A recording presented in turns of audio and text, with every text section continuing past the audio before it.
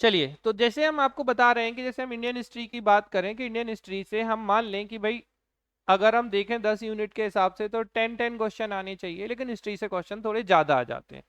कारण उसका क्या है, इंडियन हिस्ट्री में एमपी हिस्ट्री भी इंक्लूड होती है। इंडियन हिस्ट्री का कुछ सेक्शन पॉलिटी को भी इंक्लूड करता है, तो वो हम पॉलिटी में काउंट करेंगे, हिस्ट्री में काउंट करेंगे। अब जैसे ये वाला टॉपिक है, स्वतंत्रता के पश्चात भारत का एकीकरण और पुनर्गठन, या फिर हम Morley Minto act, Montagu Chelmsford act, या भारत में संवैधानिक विकास कॉन्स्टिट्यूशनल डेवलपमेंट, तो वो हिस्ट्री का भी टॉपिक है, पॉलिटी का है, और 1 से 2 क्वेश्चन एक तो आना ही है, एक से ज्यादा हो सकते हैं। तो अब हम किस में काउंट करेंगे ये डिपेंड करता है। 1 2 3, ये 3 वो हैं जिनसे क्वेश्चंस आने ही हैं। फिर एक आपकी सांस्कृतिक कला प्रारूप साहित्य। तो अब बेसिकली इसमें जैसे हमने मान लीजिए मुगल लिटरेचर पढ़ा, या हम सल्तनत काल का लिटरेचर पढ़ेंगे, या प्राचीन भारत की किताबें पढ़ेंगे, या हम मंदिर पढ़ेंगे, या मस्जिद पढ़ेंगे, तो ये सब उसके अंतर्गत चीजें आ जाती हैं। कोई कैलेंडर है उस पर क्वेश्चंस बन जाते हैं। तो अब देखिए 1 2 3 4 ये क्वेश्चन तो हो गए। अब आपका मध्यकालीन भारत है, तो प्राचीन भारत और मध्यकालीन भारत की विशेषताएं, घटनाएं, सामाजिक आर्थिक व्यवस्था, ये सारी चीजें हैं। अब मध्यकालीन भारत आप पढ़ चुके हैं। मध्यकालीन भारत से मतलब मैं बोलूं तो मुश्किल से 2 प्रश्न या 3 प्रश्न से ज्यादा नहीं आएंगे। ठीक। तो अगर हम एक एन एवरेज बात करें कि मॉडर्न इंडिया से 5 से 6 प्रश्न, 10 क्वेश्चन के हिसाब से, 10 11 के हिसाब से बात कर रहा हूं, ठीक है। और 2 से 3 प्रश्न आपके मध्यकालीन भारत से, कितने हो गए? अगर हमने 6 मॉडर्न से मान लिए, 3 मध्यकालीन से मान लिए, तो 9 हो गए। अब कितने प्रश्न बचे प्राचीन के लिए? 4 5 हो सकता है क्या? 14 क्वेश्चन इतिहास से आने की संभावना थोड़ी सी कम है, 12 13 को हम एक्सपेक्ट करते हैं। यानी कि हम 4 क्वेश्चन माने प्राचीन भारत से। देखो डर कैसे दूर करना है, आप इसको समझो। ये जो 4 क्वेश्चन है, अब इसमें क्या है, एक है हमारी भारतीय ज्ञान परंपरा, इंडियन ट्रेडिशनल नॉलेज, इससे एक प्रश्न आएगा। वेद, उपनिषद, आरण्यक, ब्राह्मण ग्रंथ, षडदर्शन, स्मृति, ऋत, सभा, गणतंत्र, वर्णाश्रम, पुरुषार्थ, ऋण, संस्कार, पंच महायज्ञ, यज्ञ, कर्म का सिद्धांत, बोधिसत्व, तीर्थंकर, इन 2 से 1 प्रश्न आएगा। बौद्ध जैन हुए ना, बोधिसत्व मतलब बौद्ध धर्म, और यहाँ जैन धर्म हो जाता है आपका, इनसे 1 प्रश्न आएगा। तो अब कितना हो गया? एक यहाँ, एक यहाँ, 2। मतलब ये इतनी सारी राम कहानी जो हम पढ़ेंगे उससे एक। और अभी तो प्राचीन भारत बहुत बचा है, जिसमें से मुझे पूर्ण भरोसा है कि आपका मौर्यकालीन जो है, मतलब सीधा बोलें तो मौर्यकाल से क्वेश्चन आएगा, और उसको बहुत ज्यादा प्यूरिफाई कर दें तो मौर्यकालीन प्रशासन और अभिलेख। ठीक है। और गुप्तकालीन जो अभिलेख हैं या गुप्तकालीन जो साहित्य है वो ऑलरेडी इसमें है, तो 1 प्रश्न आने की संभावना गुप्तकाल से है। ठीक है, तो एक गुप्त एक मौर्य हो ही गए। मतलब हम ये जो सब पढ़ेंगे इनसे मुश्किल से 1 प्रश्न आएगा। हम किसके लिए डर रहे हैं? अच्छा पता है, इस पे लोगों ने किताबें लिख डाली। अच्छा जब आप इनके क्वेश्चन लगाते हैं तो बड़े तनाव में होते, बोले हमने तो ये सुना ही नहीं है। अब ये कौन सा बोधिसत्व आ गया, अब ये कौन सा आ गया, ये कौन से आ गए। मतलब आप ये समझिए कि आप 1 प्रश्न के लिए बहुत बहुत ज्यादा ट्रेंड को छोड़ के पेपर आएगा, तो 2 प्रश्न के लिए मैक्सिमम लोग पैनिक हैं। अच्छा, और हो सकता है आप पढ़ने के बाद भी वो प्रश्न सही ना कर पाओ, इसकी संभावना है। और एग्जैक्टली आपसे मतलब मैं सारे पीएससी के बच्चों की बात कर रहा हूं। तो लोग क्या कर रहे हैं ना, कम से कम आने वाले सेक्शन की संभावनाओं के लिए बहुत ज्यादा प्रयास करेंगे, और उस स्थिति में वो अपना जो बोलते हैं ना, अब समय कैसा है, हमें पता है कि पर्यावरण संबंधी अधिनियम से 1 प्रश्न पक्का आना है। कितनी देर लगेगी पर्यावरण संबंधी अधिनियम पढ़ने में? कितने मिनट? 10 15 मिनट मान लो, वैसे तो 5 मिनट भी नहीं लगते अगर अपन ने अपने हिसाब से जैसा पढ़ा है तो। हम जिस क्वेश्चन को 1 प्रश्न को 5 मिनट में सॉल्व कर सकते हैं, अब हम यहाँ के 1 प्रश्न को करने की कोशिश करें, कितने दिन लगाओगे? आप तो छोड़ो, समय की तो बात छोड़ो। मतलब अच्छा सौदा क्या क्या अच्छा सौदा है कि हम वो प्रश्न गलत ना करें। अब हमें पता है भारत की जनगणना और मध्य प्रदेश की जनगणना दोनों मिला के कम से कम दो प्रश्न है, ये तीन हो सकते हैं। और एक प्रश्न तो सीधा बोले तो आएगा आपका किस पे, वन रिपोर्ट पर। तो एक और बात समझो कि जो 10 यूनिट ये दिख रही है ना, इस दिखने वाले दांत पीएससी के बिल्कुल अलग हैं और खाने वाले दांत बहुत अलग हैं। तो पीएससी को लोग इसलिए भी क्वालिफाई नहीं कर पाते हैं कि कुछ जो मिसलेनियस टॉपिक हैं वो कहीं मेंशन नहीं होते हैं, कहीं दिखते नहीं है, बट उनसे प्रश्न बनते हैं। तो आपको पहले क्या करना है, मैं फिर कह रहा हूं कि वो 80 क्वेश्चन का सिलेबस को आप तैयार कर लो जल्दी जल्दी और उसी को मल्टीपल टाइम्स रिवाइज करो, जिससे कि उस सेक्शन को आप पकड़ ले जाओ जहां से क्वेश्चंस 100% बनते हैं, बनते रहे हैं और बनते रहेंगे।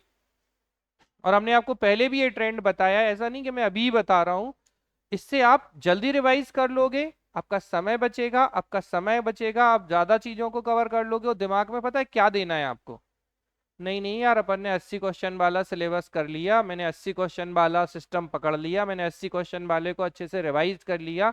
ये आपके अंदर के कॉन्फिडेंस को बूस्टअप करेगा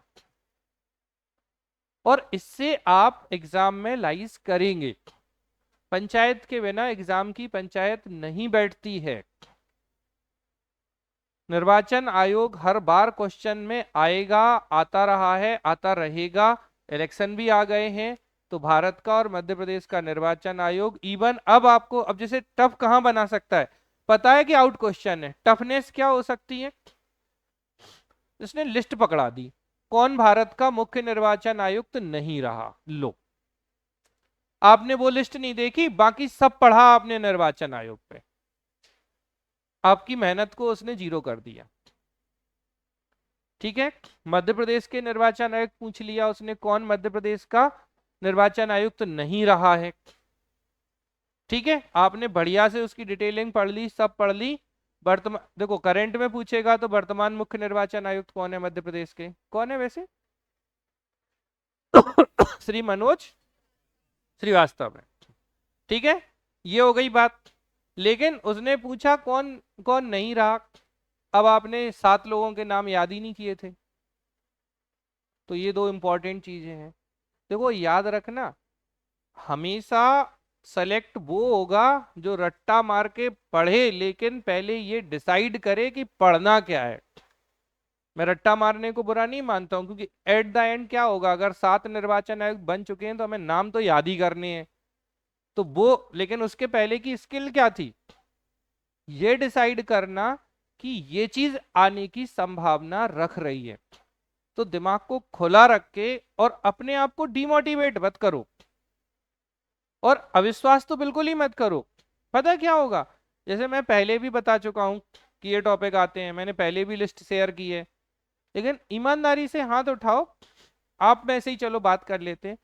कितने लोग हैं जिसने एमपीपीएससी इंपॉर्टेंट टॉपिक को बहुत बार देखा, कितने बार देखा, चलो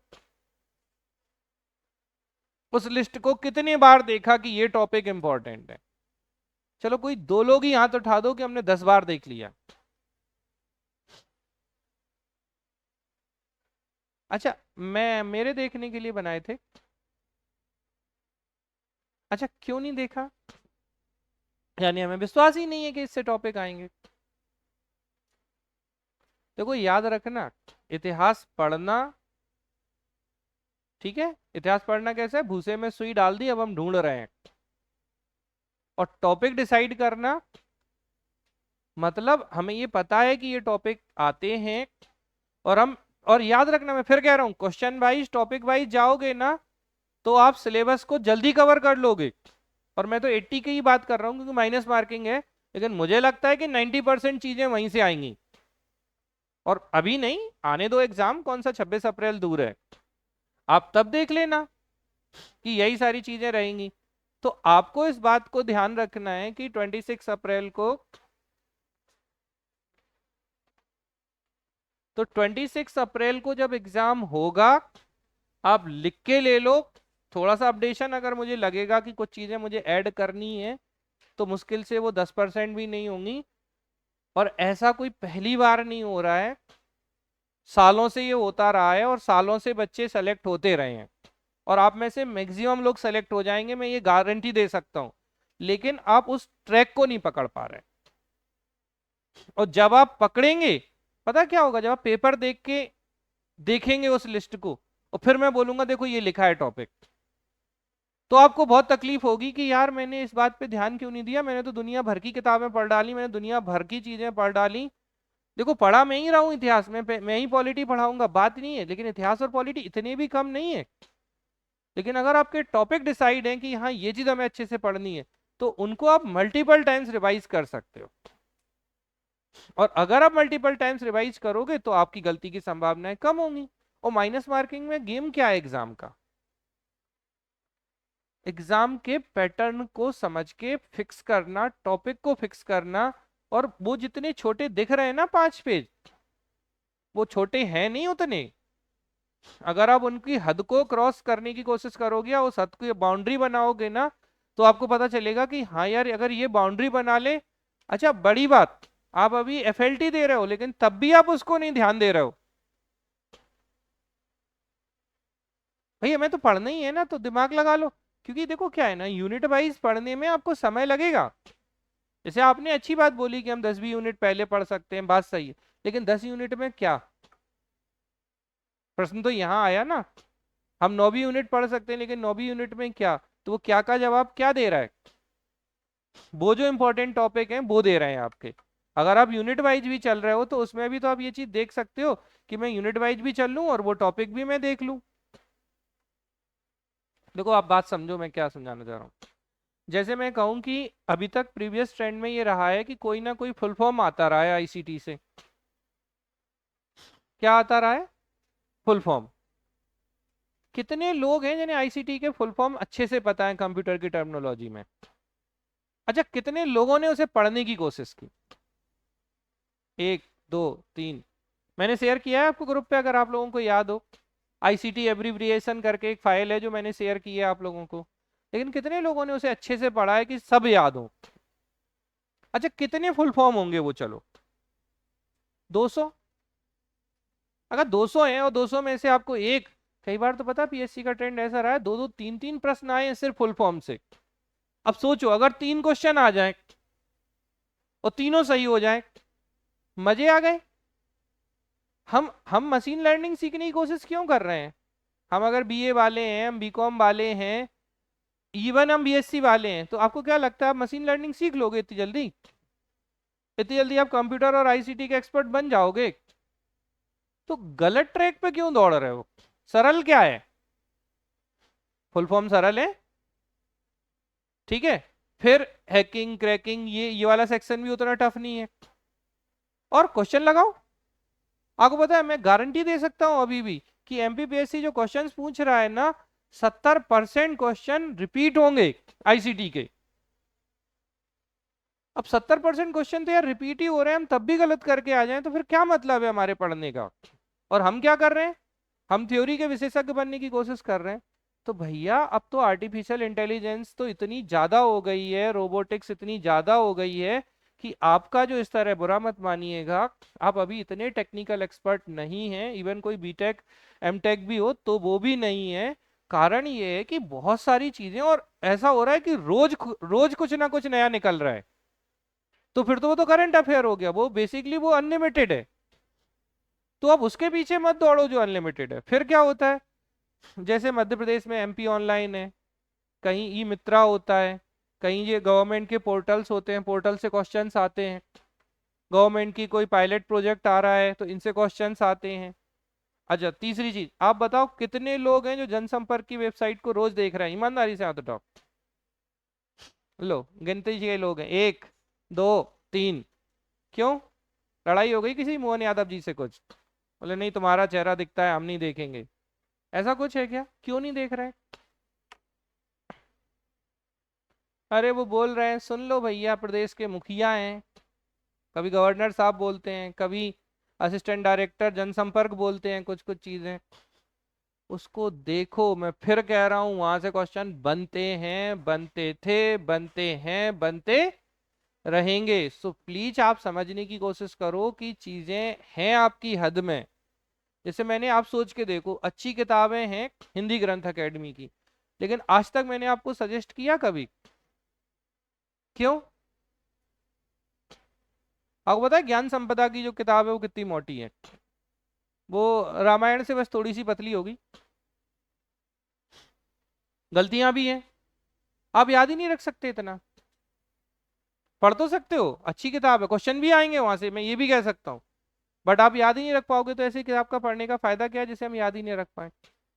तो देखिए, कुछ चीजें बिल्कुल फिक्स कर लीजिए। एक तो पहले जो टॉपिक बताए हैं, देखो मैं ये नहीं कह रहा हूँ कि वही टॉपिक सर्वे सर्वा है, या बस वही टॉपिक पढ़ने हैं और कुछ नहीं करना है। विश्वास वो होता है जहां हम अपने टीचर पर, अपने इंस्टीट्यूट पर, अपने सिस्टम पे भरोसा रखें कि अगर सर कह रहे हैं और बार बार कह रहे हैं, मतलब कहीं ना कहीं उसकी महत्ता है। पेपर में बैठ के या पेपर के बाद आप उसकी महत्ता समझेंगे, तो आप अपने जीवन का एक गोल्डन अवसर बर्बाद कर चुके होंगे, और उसके बाद आप समझेंगे तो फिर आप एक साल कहीं ना कहीं फिर से आपको उस ट्रैक पे जाना है, और फिर पूरी मेहनत करनी होगी। आसान नहीं होता है, और बार बार जब आपको ये रियलाइज होगा कि यार सर ने तो कितनी बार ये चीज बोली थी और मैं क्यों नहीं समझ पाया, मैं पता नहीं किस धुन में रहा रही, और चीजें वही आ रही हैं, वही आती रही हैं। अच्छा चलो, मैं कह रहा हूँ कोई नहीं, कई बार होता है ना, विश्वास आसानी से नहीं होता है। दूसरी बात मान लो हम इनको भी अच्छे से पढ़ लें और हम बाकी चीजें भी पढ़ते रहें, दो पोल बना लो कि 80% टाइम हमें सर ने जो कहा है हम उसको अच्छे से कवर कर लें। एक चीज और ध्यान रखो, अब एक बहुत बुरा ट्रेंड क्रिएट हो रहा है सिस्टम में, अभी लोग समझ नहीं पा रहे हैं, यूट्यूब और लाइब्रेरी का। सबको ऐसा लगता है हम सुबह 9 बजे लाइब्रेरी में आ जाते हैं, हम रात के 9 बजे यहाँ से जा रहे हैं, और हम यूट्यूब या जो भी चैनल है, हम जो भी टीचर हैं, हमें किसी टीचर की बुराई नहीं कर रहा हूँ, बात समझिएगा मैं क्या कहना चाह रहा हूँ। वो दिन भर पढ़ रहा है, और दिन भर पढ़ने से उसने ऐसा र्यूमर अपने मन में बैठा लिया है, या ऐसा वो प्रेजुडाइज हो गया, उसने पूर्व धारणा बना ली कि नहीं वो तो 12 घंटे रोज पढ़ रहा है। इफेक्टिवली वो 6 घंटे भी नहीं पढ़ रहा। हर एक घंटे में वो चाय पीने जाता है, बीच में वो समोसा खा रहा है, बीच में वो बाहर गप्पे लड़ा रहा है, दुनिया भर की एक्टिविटीज में वो इन्वॉल्व है, और बाहर वो अपने आप को बिल्कुल ऐसा मान रहा है कि अभी एसडीएम तो वही बनने वाला है अगले। ये जो ट्रेंड है ना, इस ट्रेंड से बच्चे ना तो टेस्ट दे रहे हैं ऑफलाइन आके, ना वो ऑफलाइन पढ़ रहे हैं, ना उन्हें एग्जैक्टली अपनी हकीकत पता है, और सालों साल वो बैठे बैठे लाइब्रेरीज में अपना समय बर्बाद कर देते हैं, और उसके बाद जब रिजल्ट पूछो, मैं एक एग्जांपल बताता हूँ आपको। जैसे यहाँ एक लाइब्रेरी है, सेंट्रल लाइब्रेरी, वहाँ कम से कम रोज 400 से 500 बच्चे पर डे बैठते हैं, और उन 500 बच्चे में से कम 300 बच्चे ऐसे होंगे जो प्रॉपरली पीएससी की तैयारी करते हैं। और ये मैं पिछले 10 साल का रिकॉर्ड बता रहा हूँ। और उस पूरे बच्चों में से 300 में से कोई 3 बिरले बच्चे नहीं होते जो प्रीलिम्स निकाल पाते हैं, और उन्हें सालों साल हो गए हैं उसी ट्रैक पे पढ़ते हुए। पुरानी किताबें रखी हैं, दुनिया भर की खोजबीन करते रहते हैं। किसी ने कहा भारत एक खोज पढ़ लेना, तो भारत एक खोज पढ़ रहे हैं। भैया भारत एक खोज से सिर्फ इतना सा प्रश्न आता है कि किताब किसकी, और खत्म हो गई खोज। और वो क्या कर रहे हैं, 1000-1200 पेज की क्या पढ़ रहे हैं? अच्छा, वो ज्ञानी तो बन जाते हैं क्योंकि जवाहरलाल नेहरू ने अपने जीवन में जो कुछ सीखा समझा वो सब डिस्कवरी ऑफ इंडिया में, लेकिन वो एग्जाम नहीं निकाल पाते। ठीक है, अभी मैं कुछ कुछ जगह एग्जाम लेने गया, तो वहां देखा बच्चा बोल रहा है सर मैंने 6-6 साल से मैं प्रीलिम्स नहीं निकाल पा रहा हूँ, मुश्किल से मैं 65-67 पे पहुंच पाता हूँ, और अब मैं क्या करूँ? और जैसे ही हमने 8-10 टॉपिक पूछे, हमने कहा इनमें से कुछ भी आता है आपको? बोले सर ये तो नहीं आता। मैंने कहा जो आता है वो आप पढ़ कहाँ रहे हो? अब हो सकता है उसको बड़ा दुख भी हुआ हो कि सर बहुत स्ट्रेट फॉरवर्ड है, ऐसे कैसे बोल सकते हैं पहली बार मिलने में। तो अब चूंकि सही जवाब तो कड़वा होता ही है, इलाज की गोलियां है ना, मीठी तो नहीं हो सकती हर बार। तो अब उसको लगा होगा कि सर ने ऐसे बोल दिया, बट एग्जैक्टली वो आया रोते हुए, तो हमने उसको बता दिया हकीकत ये है। अब उस हकीकत को वो स्वीकार करेगा तो सेलेक्ट हो जाएगा, नहीं करेगा तो वो 7वीं बार फिर से तैयार है, क्योंकि वो अभी 10 दिन पहले की बात है। अब वो 1 महीने में क्या उखाड़ लेगा अगर नहीं पता है उसे ट्रैक तो खेल सारा ट्रैक का है। और देखो हमेशा याद रखो, अगर क्वेश्चन नॉर्थ के आ रहे हैं तो आप साउथ डायरेक्शन की चीजें पढ़ते रहोगे, आपको ज्ञान तो बढ़ता रहेगा। अक्सर लोग पता क्या कर रहे हैं, लोगों को लगता है हम पढ़ रहे हैं तो हम ज्ञानी बन रहे हैं, और ज्ञानी और सिलेक्शन के बीच में बहुत बड़ा अंतर है। इसीलिए जो सेलेक्ट हो जाता है ना जो बंदा, वो पता है क्या कहता है, ये सब मूर्ख हैं साले, ये तो बस ये गड्ढे के मेंढक हैं, इनका कुछ नहीं होने जाने वाला।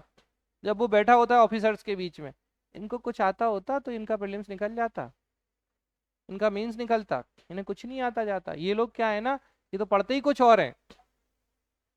और आज की डेट में 90% बच्चा यही कर रहा है कि वो कुछ भी पढ़ रहा है, जो मिल गया सो पढ़ रहा है, जो दिख गया वो पढ़ रहा है, जो पीडीएफ मिल गई वो मिल गया, जो कंटेंट मिल गया, किसी ने कहा इसमें बहुत अच्छा दिया है, अरे अच्छा दिया है, फिर वही बात, डिमांड क्या है। मैंने कहा ना इतना सारा रायता है ये, हम पढ़ाएंगे आपको, देखो रायते को हम फैलाएं या ना फैलाएं, हम पढ़ाएंगे जरूर अच्छे से, क्योंकि हम ये नहीं कह सकते ना कि भाई आने तो एक दो प्रश्न ही है, लेकिन ठीक है ना, अगर सही हो गए तो पढ़ेंगे तो हम इस चीज के लिए। लेकिन मुद्दा क्या है कि हम एक प्रश्न के लिए अगर 10 दिन पढ़ाई कर रहे हैं और हम उस 10 दिन में 50 क्वेश्चन सही कर ले सकते हैं, तो समझदारी क्या है। हम एक प्रश्न के लिए 10 दिन खर्च करें या हम 20-30 प्रश्न के लिए 10 दिन खर्च करें, मुद्दा ये है। तो आपको ये बात समझनी होगी कि हम क्वेश्चन वाइज जाएं, हम टॉपिक वाइज जाएं, और हम एटलीस्ट ये डिसाइड कर लें कि ये टॉपिक, जैसे मैंने कहा ना निर्वाचन आयोग, तो भाई हमें ये पता चल गया ना कि निर्वाचन आयोग की पॉसिबिलिटी बहुत ज्यादा। एक और दिक्कत है कि एग्जाम का फियर फैक्टर इतना ज्यादा है कि हमें ये विश्वास ही नहीं हो पाता कि निर्वाचन आयोग आएगा। सच्ची बताना अच्छा अपने मन में, कितने लोग ये मान के चल रहे हैं कि भारत का और मध्य प्रदेश के निर्वाचन आयोग से 100% क्वेश्चन आएगा। ईमानदारी से अपने मन के भाव बताओ, ईमानदारी से, जहां आपको लगता है कि नहीं 100% आएगा, मुझे इसको अच्छे से पढ़ के जाना है, बताओ आप में से कितने लोग ईमानदारी से मानते हैं। देखो कोई दबाव नहीं है, आप मतलब उसको ऐसे नहीं लो दिल पे, आप वो बोलो जो आपके मन में है ईमानदारी से कि हाँ ये चीज आएगी। क्योंकि पता है बात सुनना, बात मानना, और उस बात को सतत मानते रहना, और उस पर कंसिस्टेंटली काम करना, ये बहुत सारे स्टेप हैं। ये जो फोटो है ये फोटो नहीं है एक्चुअली, ये वो लोग हैं जिनको एक बार अगर बोल दिया। आप में और इनमें मैं अंतर बता दूं कि क्या अंतर होता है। पहले जो बच्चे इतने अच्छे सिलेक्शंस दे रहे थे, चीजें हो रही थी, उसके पीछे की वजह क्या है। ऐसा नहीं कि हम अकेला बहुत अच्छा पढ़ा रहे थे, इसके पीछे की वजह यह है कि उन्हें यह पता था कि सर ने जो कहा है बस वही एकमात्र सत्य है, उसको हमें 100% करना है, और फिर जब हम ये कर लेंगे तो हमें एक्स्ट्रा भी करना है। तो वो लोग कैसे हुए, क्योंकि ये तो सबको बता रहे हैं। अच्छा उनको ये भी पता है कि जब सबको बता रहे हैं और सब मानेंगे, तो हमें इनसे और एक कदम आगे निकलने के लिए क्या करना होगा, थोड़ा अतिरिक्त करना होगा। तो वो चीजें उनने हमेशा मानी है। और मैं आपको बात बता दूं, जैसे अभी क्या हो रहा है, ये जितने भी बच्चे हैं, जैसे आकाश जैसे बच्चे, या जितने भी लोग हैं, आकाश को तो आप लोग मिले भी हैं, क्लास भी ली है आकाश ने आपकी, जब एग्जाम आता था ना तो ये सीधा एक ही बात बोलते थे, सर बस आप तो रिवीजन करा दो लास्ट के 15 दिन। सर नए टॉपिक तो जो भी आप कराओगे ठीक है, आप बस रिवीजन करा दो। सर आप इतिहास को जल्दी जल्दी उड़ा दो, सर आप पॉलिटी के आर्टिकल्स रिवीजन करा दो, सर आप हमें संविधान संशोधन पढ़ा दो, सर हमें साइंस की जल्दी जल्दी चीजें आप बता दो। उससे क्या होता है, देखो क्या होता है, मैं बताऊं अंतर कहाँ है। जैसे आप अपने आप से पूछना है इस क्वेश्चन का आंसर भी, अगर आप इतिहास पढ़ोगे तो आप बताओ कितने टॉपिक छोड़ के इतिहास पढ़ने की दम रखते हो आप। अच्छा चलो जो विषय आपने पढ़ लिया उस पर ही बात करें। जैसे आप साइंस पढ़ोगे और अब आपको रिवीजन करना है, तो आप कैसे करोगे रिवीजन, पूरा पढ़ोगे या छोड़ छोड़ के पढ़ोगे। रिवीजन भी करोगे तो बताओ कैसे करोगे, फिर भी कैसे करोगे। आप जंप कर ही नहीं सकते, मैं लिख के दे सकता हूं, आप चाहे कुछ भी कर लो। अच्छा कौन है जो जंप कर करके पढ़ने की दम रख रहा है आप में से, बताओ। आपने जो यूनिट उठाई हो उसमें आप जंप कर जाते हो कि बस हमने ये टॉपिक पढ़ा, फिर हम ये छोड़ देंगे, अब हम ये पढ़ेंगे, अब हम ये पढ़ेंगे। बताओ किसी ने हिम्मत दिखा पाई। अच्छा क्यों नहीं कर पा रहे हो जंप, जंप करने की दम ही नहीं है बच्चे के अंदर, क्योंकि डर इतना है एग्जाम का कि वो जंप कर ही नहीं सकता। अच्छा कॉपी में नोट्स में जो लिखा है उसकी दम नहीं है एक लाइन छोड़ने की, बताओ है किसी की, बताओ। अच्छा आप में से कोई दम दिखा पाता है, अच्छा, जो किताबें आप पढ़ रहे हो, जो क्वेश्चन आप लगा रहे हो, जिसका जो सॉल्यूशन है, आप बताओ एक लाइन छोड़ने की दम दिखा पाते हो आप? तो एक्चुअली एग्जाम का दबाव होता है, इस दबाव में पता क्या होता है, हमने ये लाइन छोड़ दी, ऐसा नहीं यही आ जाए, आप इस बात से बाहर ही नहीं आ पाते हो। और पता है इस फॉर्मेट से क्या होता है, आपकी स्पीड बहुत कम हो गई। अब सीधी बात, ज्यादा पढ़ने में तो ज्यादा समय लगेगा ना। अब हम रिवीजन कराएंगे तो हम क्या करेंगे, हम तो बिल्कुल वंदे भारत के, हम तो उड़ेंगे, जंप भी नहीं करेंगे, और हम जंप करेंगे नहीं, और हमें पता है इससे आना है। तो उससे क्या हुआ कि जो चीज आप 10-10 दिन में कवर करोगे वो हम एक दिन में कवर करवा सकते हैं, तो अंतर क्रिएट होगा। अब क्या हुआ, और दूसरी बात, सुनने से ज्यादा याद होती हैं चीजें, ये हम सब जानते हैं, चाहे आप मानो या नहीं मानो। मतलब जो चीज आप कॉपी में पढ़ रहे हो और एक चीज आपको सुनाई जाए, बताई जाए, दोनों के बीच में, मतलब सेम चीज आप पढ़ो कॉपी रख के बैठ के, और सेम चीज मैं आपको बता रहा हूँ, आप टाइम का अंतर देख लो, याद रखने का अंतर देख लो, ज्यादा समय तक याद रखने का अंतर देख लेना। और याद रखना, मैं अभी नहीं कह रहा हूँ, आप तो एग्जाम में देखना 26 अप्रैल को, जो जो ट्रिक्स या जो भी चीजें हम बोलते हैं ना, और एग्जाम में जब क्वेश्चन आएगा आपको वो बात याद आएगी। और याद आएगी नहीं, आपको बिल्कुल लगेगा हाँ सर ने ये बोला था, सर ने ये कहा था, ये चीज थी। अभी आपको नहीं लगता, क्योंकि आपने एग्जाम ही नहीं दिया पढ़ने के बाद। जब एग्जाम देंगे तो आपको ये भी एहसास होगा कि हाँ यार सर ने ये बोला तो था, सर ने ये कहा था, और ऐसा पहली बार नहीं हो रहा है, लोग बोलते जाते हैं। तो आप क्या करोगे, डर के मारे आप रिवीजन को लंबा खींच दोगे, और जैसे ही आप लंबा खींचोगे, अब आपको लगेगा आपका सिलेबस कवर ही नहीं हो रहा है। और आप बताओ कितने लोगों के साथ ये एग्जैक्टली हो रहा है? हो रहा है ना, जैसे ही आप पढ़ना शुरू करते हो, आप ऐसे, मैं कह रहा हूं उत्तर मुगल का पीडीएफ मैंने डाल दिया, आप क्या करोगे, फिर आप जंप नहीं कर पाओगे, तो क्या करोगे, आप पूरा जानदार साहब पढ़ोगे। ठीक है, वो चाहे कितना ही लंपट हो, लेकिन आप पढ़ोगे पूरा, पढ़ोगे ना। फिर क्या होगा, आपको समय लगेगा। अच्छा, पढ़ रहे हो तो याद हो नहीं रहा, तो फिर क्या करोगे, धीरे धीरे पढ़ोगे, फिर दोबारा पढ़ोगे, फिर तिबारा पढ़ोगे। उत्तर मुगल पढ़ने में तो हो सकता है पूरा दिन निकाल दो। अच्छा, हो सकता है उत्तर मुगल से क्वेश्चन ही ना आए, और आपने क्या किया, समय पूरा एक दिन निकाल दिया उत्तर मुगल पे, और क्या हुआ, क्वेश्चन आया नहीं। अब फिर आपको बहुत दुख होगी, मैंने इतना सारा पढ़ा था और इसने तो पूछा नहीं, इसने तो लंपट मूर्ख बना दिया। फिर और बहुत गुस्सा आती है, तो लंपट है ये एमबीपीएससी वाले सब के सब। ऐसे ही होता है फिर, मतलब गुस्सा बहुत आती है तो क्या करते हैं, पता नहीं कहाँ से क्वेश्चन पूछ लेते हैं, और कुछ नहीं अच्छा पूछते हैं, हमने इतना सारा पढ़ा था और ये किया था वो किया था। तो एग्जैक्टली एग्जाम के समय सबको डर लगता है, और ऐसा नहीं कि ये सेलेक्ट हो गए थे इनको भी डर लगता है। अभी जैसे एक हफ्ता पहले मोनिका आई थी, तो मोनिका का एक सिंपल सिद्धांत था, उसको हिस्ट्री से बहुत डर लगता था, तो बोलती थी सर बस आप तो हिस्ट्री का रिवीजन करा दो, और जो लगता है आपको वो अच्छा करा दो बस आप तो, और बाकी तो मैंने पढ़ा ही है। वो उतना करके भी अच्छा कर लेती थी, और दोनों बार उसका सिलेक्शन हुआ 19-20 में। तो कहने का सिंपल सा सेंस ये है, मैं आपको ये समझाना चाह रहा हूं कि एग्जाम में दिक्कत नहीं है, दिक्कत है हमारी मानसिकता में, दिक्कत है हमारी डेयरिंग कैपेसिटी में। तो एग्जाम के दबाव में, सिलेबस के दबाव में अच्छे खां डर जाते हैं। किसी से बोलो कि नहीं 30 दिन में ही प्रीलिम्स निकल जाएगा, हाथ पैर सूज जाएंगे आपके, आपको लगेगा ऐसे कैसे संभव है सर, कैसी बातें कर रहे हो। हम तो कह रहे हैं कुछ मत करो, जो टॉपिक आपको बताएं इतना तो तैयार कर सकते हो, लेकिन वो करने कैसे हैं। अगर हमने निर्वाचन आयोग पढ़ा, तो आपको क्या करना है, इलेक्शन कमीशन कब बना, क्या इसकी स्ट्रक्चर है, कितने सदस्य हैं, कौन नियुक्ति करता है, कौन हटाता है, किस प्रोसीजर से हटाता है, और कौन कौन निर्वाचन आयुक्त बने हैं, और इनके फंक्शन क्या है, और इससे संबंधित आर्टिकल्स क्या है। इतना आपने पढ़ लिया, टिक मारो, एक टॉपिक कंप्लीट। फिर मध्य प्रदेश का पैरेलल में उसी के, टिक मारो, 2 टॉपिक कंप्लीट। बड़ी बात नहीं है, दोनों क्वेश्चन आ सकते हैं, एक तो छोड़ो। आप तो एक के लिए रो रहे हो, और मैं तो दोनों के लिए विश्वास रखता हूँ कि यहाँ से दोनों ही बन जाएगा वो तो क्वेश्चन। और दूसरी बात, आयोगों से क्वेश्चंस आते रहे हैं, जैसे सीएजी इंपॉर्टेंट कमीशन है, फाइनेंस कमीशन इंपॉर्टेंट कमीशन। अच्छा बताओ, नए वित्त आयोग के अध्यक्ष कौन बने मध्य प्रदेश के,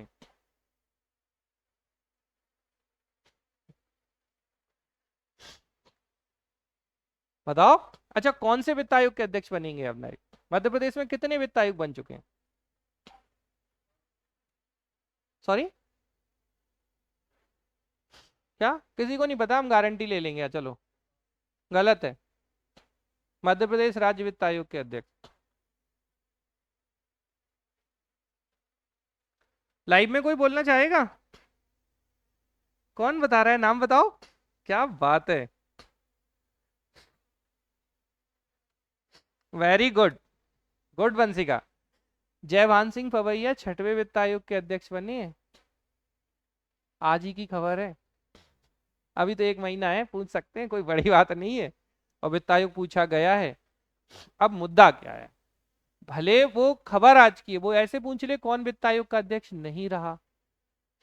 जयभान सिंह पवैया को अगर आपने नहीं पढ़ा होगा, आप उसे सिरे से हटा दोगे। अब जब उसे हटा दोगे तो फिर तो गलत ही होगा। ठीक है, समझ में आ रही है ना कि कैसी चीजें हैं। तो थोड़ा सा आपको क्या करना है, मैं फिर कह रहा हूँ। और वो जो 80% सिलेबस जो टॉपिक्स दिए हैं, वो टॉपिक्स इतने कम हैं नहीं। आप यूनिट वाइज दौड़ने की जगह, और अगर आपको यूनिट वाइज भी दौड़ना है तो ठीक है, एक यूनिट उठाई कि सर ने ये टॉपिक बताए हैं, आप उस टॉपिक को पहले डेयरिंग दिखाओ कि ये टॉपिक हमें बहुत अच्छे से कवर करने हैं। और मैं तो ये कहूंगा कि अपना कॉन्फिडेंस बढ़ाने के लिए क्या करो, उन टॉपिक्स में से भी जो छोटे छोटे टॉपिक हैं, जो जल्दी जल्दी कवर हो सकते हैं, अब तो फुल टेस्ट ही चल रहे हैं आपके, तो उन टॉपिक्स को जल्दी जल्दी कवर करो, जल्दी जल्दी रिवीजन करो। और पहले तो ये अविश्वास हटा दो दिमाग से कि नहीं पीएससी कुछ और ही पूछेगा, आप कुछ और ही पढ़ रहे हैं। सबसे बड़ी समस्या तो ये भी है। अच्छा, कितने लोगों के मन में सच बताना ये ख्याल आता है कि पीएससी कुछ और पूछेगा और हम लोग कुछ और पढ़ते हैं? ईमानदारी से बोलो, आता होगा, ऐसा हो ही नहीं सकता। अरे बोलो ना, किस किस के मन में आता है? नहीं आता किसी के मन में? आता है एक, और दो, और किसके मन में आता है? अच्छा, ये ख्याल क्यों आ रहा है ये, बताओ क्यों आ रहा है? अच्छा, बाकी लोगों के मन में क्यों नहीं आ रहा? दो प्रश्न है मेरे। ये क्यों आ रहा है ये ख्याल कि पीएससी कुछ और पूछेगा और हम कुछ और पढ़ते हैं? हैं? Sorry, previous year? हाँ, नहीं, हम ये पूछ रहे हैं ये डर क्यों आ रहा है कि जो हम पढ़ रहे हैं वो नहीं आता? तुम तो ये बता रहे हो कि ये आता है। आता है का नहीं पूछ रहे कि ये डर क्यों है कि ये हम जो पढ़ते हैं वो नहीं आएगा, पता नहीं कुछ और ही आएगा, ये डर क्यों है? एक कारण ये है कि हम एक्चुअल में, पता क्या है, वही है, आधा ग्लास भरा या आधा ग्लास खाली। तो हम एक्चुअल में एग्जाम को देख कैसे रहे? अब जैसे मान लो हमने 100 क्वेश्चन देखे, और 100 में से हमने 10-15 क्वेश्चन वो देख लिए जो हमसे नहीं बन रहे हैं या हमने नहीं पढ़े हैं, अपन तो यही माने सबसे सही, क्योंकि एनालिसिस तो तभी अच्छा होगा, हमने नहीं पढ़े। अब हमने क्या मान लिया उन 15 क्वेश्चन से कि पेपर में तो और ही कुछ आता है, हम नहीं पढ़े हैं ये सब। अच्छा, हम 80, और याद रखना मानव प्रवृत्ति है ये, घर की मुर्गी दाल बराबर, जो हमें आता है वो तो हम काउंट ही नहीं करते, क्योंकि वो तो हमें आ रहा है ना, वो तो हमारे पिताजी की प्रॉपर्टी है। जो हमें नहीं आ रहा है, हम उस पर बहुत ज्ञान लगाएंगे। और जैसी, क्योंकि हम क्या कर रहे हैं, निरपेक्ष भाव, डरे तो हुए हैं ही, तो हमने कैसा ज्ञान लगाया, यार ये 15 तो हमसे बिल्कुल ही नहीं बने, हमें तो ये पता ही नहीं है। अब वो क्वेश्चंस कौन से होते हैं, जैसे कुछ क्वेश्चंस इकोनॉमी, मैं बता देता हूँ कि क्या होता है, इकोनॉमी के होते हैं कुछ क्वेश्चंस, करंट के होते हैं, इकोनॉमिक सर्वे और बजट के होते हैं कुछ क्वेश्चंस, एक आध योजना के क्वेश्चंस होते हैं।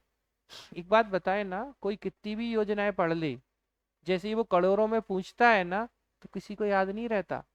हम फालतू उसके दौड़े जा रहे हैं, दौड़े जा रहे हैं, कोई मतलब नहीं है उन क्वेश्चन के पीछे दौड़ने का। मैं सीधे बोलूं तो आपको क्या लगता है, पूरी इकोनॉमिक सर्वे पढ़ना किसी के बस की बात है? कोई कर सकता है? पूरा साल लग जाता है सरकार को बनाने में उसे, और आप इतने विद्वान हो कि 1 हफ्ते 5 दिन में आप पूरी इकोनॉमिक सर्वे और बजट पढ़ लोगे। और तब भी वो बजट सही से पेश नहीं करते। अगर उस पर भी सीएजी ढंग से जांच कर ले तो पता चले कि जो योजनाओं पे ये बता रहे हैं कि इतना खर्च कर दिया और उतना, और जब 5-5 साल बाद सीएजी की रिपोर्ट आती है ना, तो सरकारें गिर जाया करती हैं, आपको भी पता होगा ये।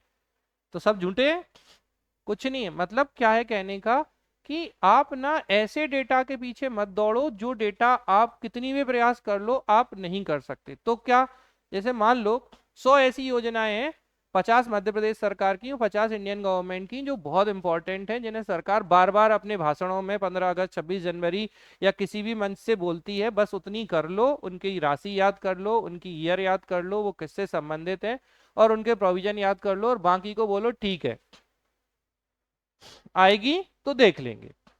एक आध योजना ऐसी होती है जो पिछले 2-4-6 महीने में बहुत फोकस में रही होती है, जिसपे सरकार को बार बार प्रयास करती है। जैसे मनरेगा हमेशा से इंपॉर्टेंट है, ठीक है, तो अब मनरेगा का नाम बदल दिया तो ये चर्चा में है, तो इन पे क्वेश्चंस बन सकते हैं।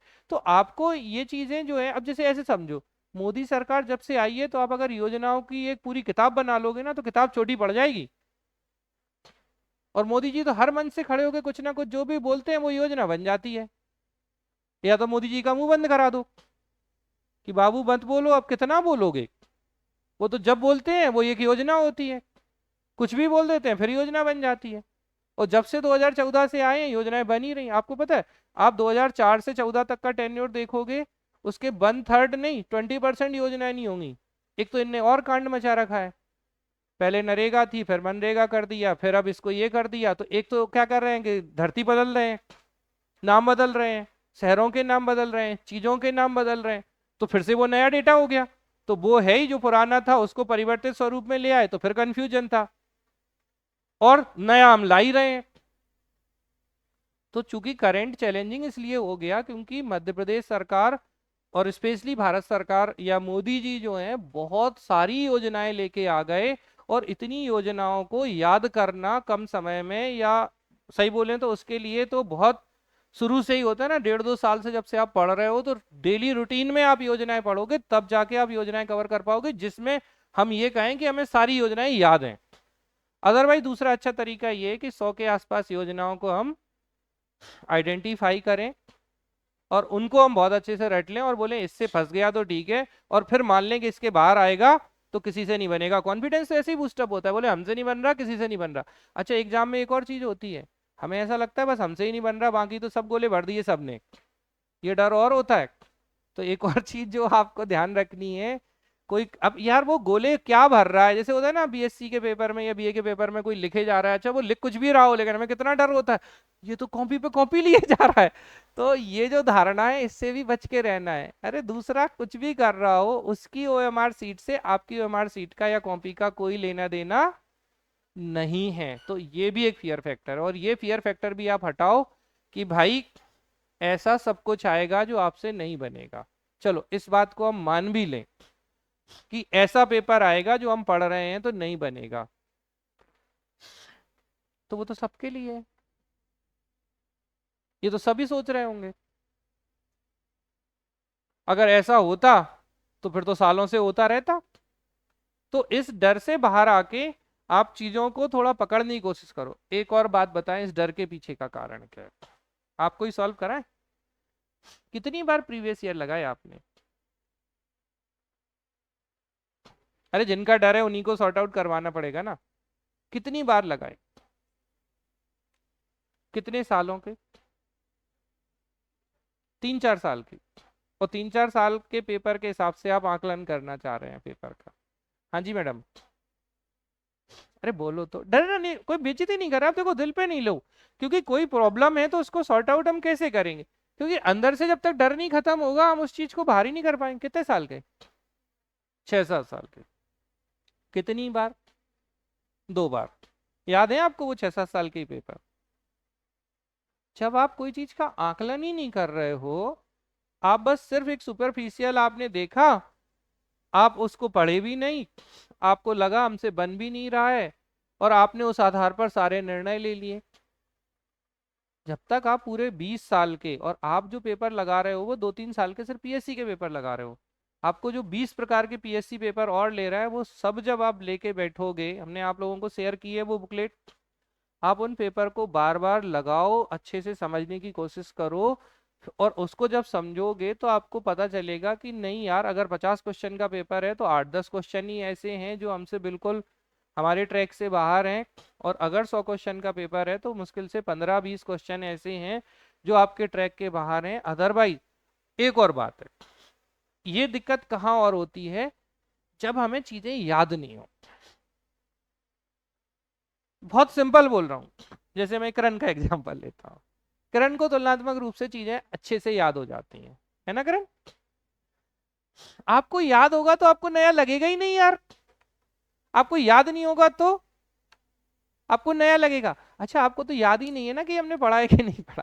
अब आपको अगर याद नहीं है कि आपने पढ़ा है या नहीं पढ़ा है तो आपके लिए वो नया है, और जब आपको पढ़ाई याद नहीं है, नया है तो फिर आपको कैसा लगेगा, यार हम पढ़ कुछ और रहे हैं, आ कुछ और रहा है। अब हाँ जी।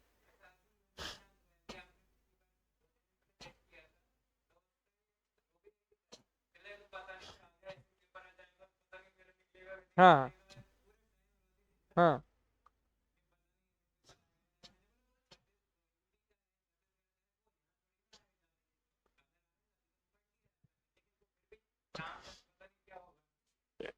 यही तो डर है, एग्जाम ये डराएगा आपको, मैं विश्वास मानो आप, ये इस डर से आप बच नहीं सकते। लेकिन इस डर को आप एटलीस्ट देखो, खत्म नहीं होगा, खत्म कोई नहीं कर सकता, खत्म तो जैसे प्री क्लियर खत्म, नाइन्थ पास नाइन्थ सरल, एक ही फंडा खत्म करने का, लेकिन इसको कम किया जा सकता है। अब सोचने का नजरिया, मैं आपकी बात पे आता हूँ। जैसे मान लो अभी लास्ट का टेस्ट एक्चुअल में टफ था, यूपी में उसका कट ऑफ यार 50% गया है उस पेपर का, समझ में आ रही ना बात, कितना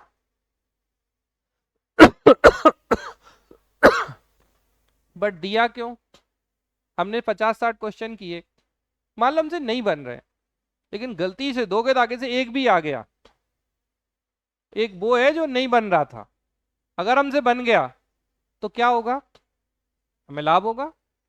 तो अब मानसिकता ये रखो कि अगर आपके टेस्ट में नंबर नहीं आ रहे हैं तो आप ये सोच, देखो कैसे सोचते हैं, दो तरीके की सोच है, नंबर नहीं आ रहे, अब तो अपना कुछ नहीं होगा, हम तो 60 क्रॉस नहीं कर पा रहे हैं, या सर 70-70 लगे हैं, बार बार बोलते हैं 70 के आसपास कट ऑफ जा रहा है, या तो हमसे 60 ही नहीं बन रहा है, अब ना कुछ नहीं हो सकता।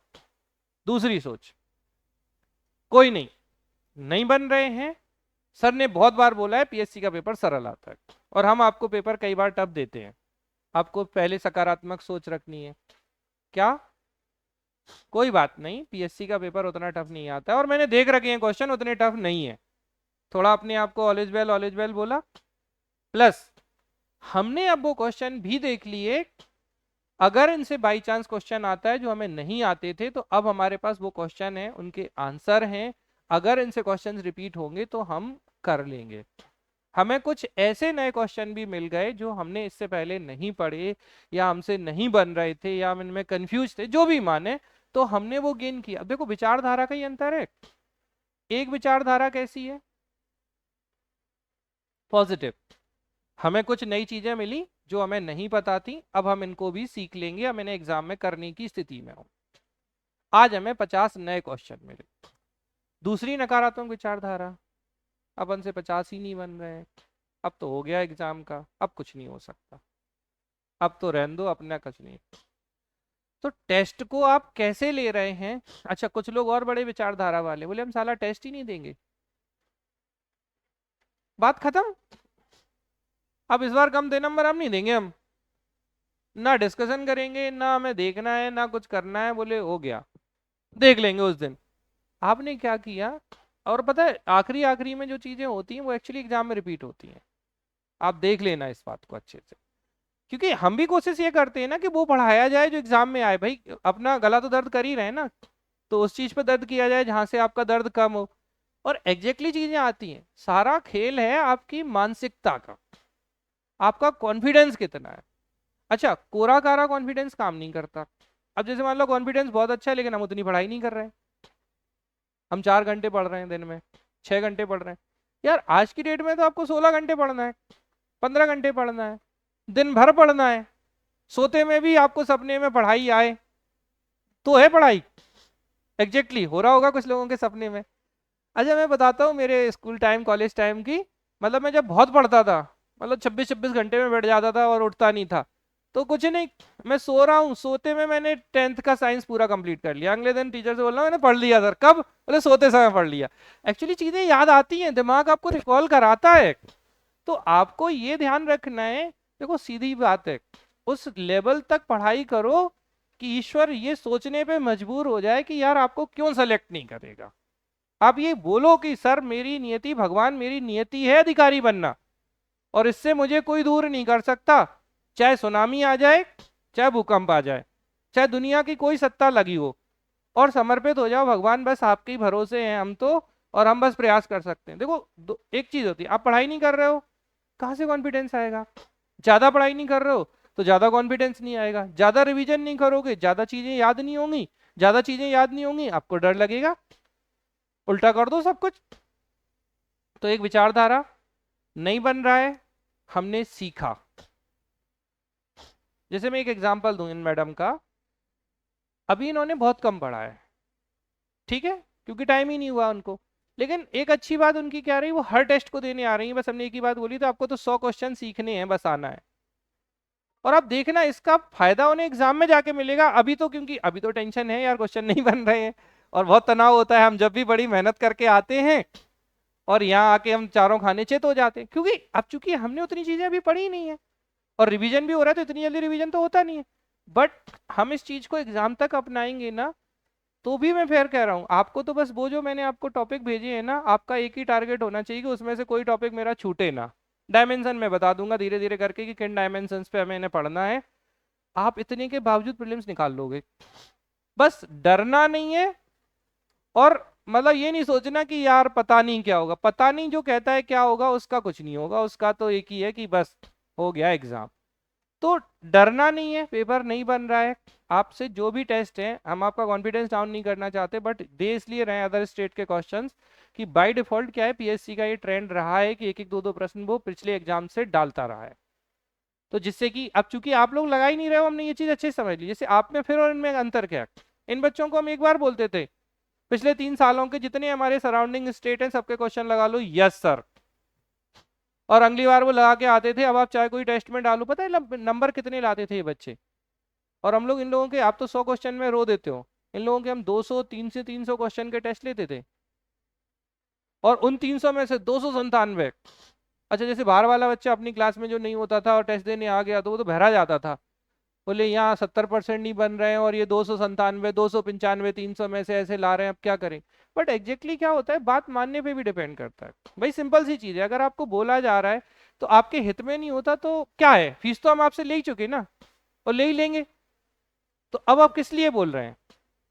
अब तो जो होगा वो आपको ही फायदा होगा ना, रिफंड पॉलिसी वाला, कि आपको सैलरी मिलेगी, बढ़िया गाड़ी मिलेगी। हमें थोड़ी ले जाओगे, अब आपकी गाड़ी में ले जाएगा कोई, कोई नहीं ले जाएगा। कहाँ फुर्सत होती है, कैसी बातें कर रहे हो, कोई नहीं बोलता, ये तो सब कहने की बातें आज हैं। फिर तो सर, अब सर हाँ ठीक है, न्यू ईयर विश कर दिया सर को, बर्थडे पे विश कर दिया, और बस बीच बीच में थोड़ा बहुत जब भी हुआ, कभी भोपाल आना हुआ तो मिलने आ गए, एक आध मिठाई का डिब्बा ले आया, इससे ज्यादा। अब वैसे ही शक्कर खाना हमने थोड़ा कम कर दिया, तो वो भी किसी उपयोग की नहीं है, वो भी आप जैसे स्टूडेंट ही खा जाते हैं। मतलब जो भी लाता है आप देखो ना, बढ़ती तो यही है। तो ओवरऑल क्या है, किसको लाभ होने वाला है। पहली चीज, आप बिल्कुल ये मान लो कि सिलेक्शन मेरा अधिकार है, मौलिक अधिकार है ये, दुनिया में कुछ भी होता रहे मुझे पीछे नहीं हटना है। दूसरी बात, मुझे ट्रैक पे पढ़ना है। अविश्वास कभी भी सिलेक्शन का आधार नहीं बन सकता, क्योंकि जब आप देखो, सिंपल है, जैसे आपने क्या किया, आपको जब ये लग रहा है पता नहीं ये ऐसा आएगा जो हम पढ़ नहीं रहे, तो पहले आपने किस पे अविश्वास किया, अपने सिस्टम पे, अपने इंस्टीट्यूट पे, अपने टीचर पे। अब जब आप अपने टीचर पे विश्वास नहीं कर पा रहे हो, तो सीधी बात है, मतलब आपको आपकी पढ़ाई पे विश्वास नहीं है। इसका मतलब इनडायरेक्टली क्या हुआ, आपको पढ़ाई पे विश्वास नहीं है। अब आपको टीचर पे भी नहीं है, अपने आप पे भी नहीं है, और दो दो जगह विश्वास करने के बाद आपको क्या लगता है, अभी क्या, जिनकी शादी हो गई होगी या जिनकी शादी होगी, आप में से तो किसी की नहीं हुई, जैसे जिंदगी का आधार क्या है। आपकी वाइफ ने किसी लड़के से हंस के बात कर ली, मेरी वाइफ का अफेयर चल रहा है, या किसी और ने बोल दिया। आज की डेट में कितने डाइवोर्स होते हैं आप बताओ। अच्छा, अब आप सिस्टम का हिस्सा होगे, कैसे बात नहीं करोगे। अच्छा, आपसे कोई लड़की बात कर ले, आपकी वाइफ ने देख लिया, या उसके 8-10 कॉल हैं, 2-4 मैसेज हैं, गुड मॉर्निंग डियर कह दिया, तो बस मर गए। अब तो तलाक दे दे तू तो मुझे आज ही, ये डियर कैसे बोल रही है तुझसे। तो बेसिकली आप देखो तो रियलिटी क्या है, बी प्रोफेशनल। हम एक अच्छा सिस्टम का हिस्सा बनेंगे, जहाँ लड़कियां भी होंगे, लड़के भी होंगे, लड़के हैं तो लड़कियां होंगी, लड़कियां हैं तो लड़के होंगे, डिफरेंट डिफरेंट पर्सनैलिटी के लोग होंगे और अच्छी पर्सनैलिटी के लोग होंगे, तो आप उनसे कांटेक्ट भी रखोगे क्योंकि आप सिस्टम का हिस्सा हो। तो कैसे चलेगी जिंदगी। एक चीज सिर्फ वहां पे क्या चीज डिपेंड करती है, आपको मैं बहुत बड़ी बात बोल रहा हूँ, आपको ये जिंदगी भर अगर आपने इस बात को मान लिया तो आपकी मैरिड लाइफ बहुत अच्छी होगी। जिंदगी में अंधा विश्वास नहीं करना है, ध्यान रखना। विश्वास करने का मतलब सिर्फ एक एक ही चीज है, वो है विश्वास, जो आपको जिंदगी में हर जगह सफल बनाती है। आप अपनी तरफ से अपने विश्वास को कभी कम मत होने दो। आपका विश्वास कम नहीं होगा ना, पता क्या, विश्वास में भाई ईश्वर है, क्या है, विश्वास ही है ना। देखा है आप में से किसी ने, मिले हो किसी दिन, फील किया, सिर्फ फील ही किया होगा, और फील भी जैसे तरीके से हुआ हो, कभी परेशान हो और आपको कुछ ठीक हो गया हो तो फील हो गया। है क्या ये? विश्वास ही है। मैं बोल दूं कि सिद्ध करो ईश्वर है, कर पाओगे? नहीं कर पाओगे। तो जिंदगी में एक ही चीज है, हर जगह काम आती है ये मैंने जब से सीखी है ना, मुझे जिंदगी में बहुत फायदा हुआ इसका। आप इस बात को ध्यान रखिए। हाँ, इस चीज को ध्यान रखना है कि हम जिस पे विश्वास कर रहे हैं वो सही है या गलत है।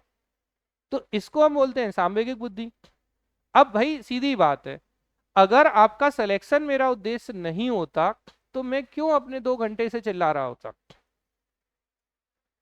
इसमें मैं पढ़ा के। और दूसरी बात, रिवीजन क्या मेरा कर्तव्य है?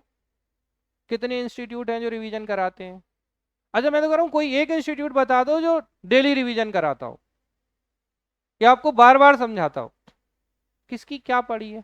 और बड़ी बात, कोई 5 मिनट नहीं, 1 मिनट नहीं देता। विश्वास मानो आप जाके देख लो, विश्वास नहीं है तो आप मरते हो मरो, गिरते हो गिरो, टूटते हो टूटो, बस आप तो फीस दे जाओ, उसके बाद भाड़ में जाओ। सीधे शब्दों में मैं बोलूं, बस आप फीस दे जाओ, इसके बाद कोई मतलब नहीं रखता। तो आप भाग्यशाली हो कि आप ऐसे सिस्टम के साथ जुड़े हो जहां आपको 100% ये अपेक्षा की जाती है कि आप अपनी जिंदगी में बहुत अच्छा करो।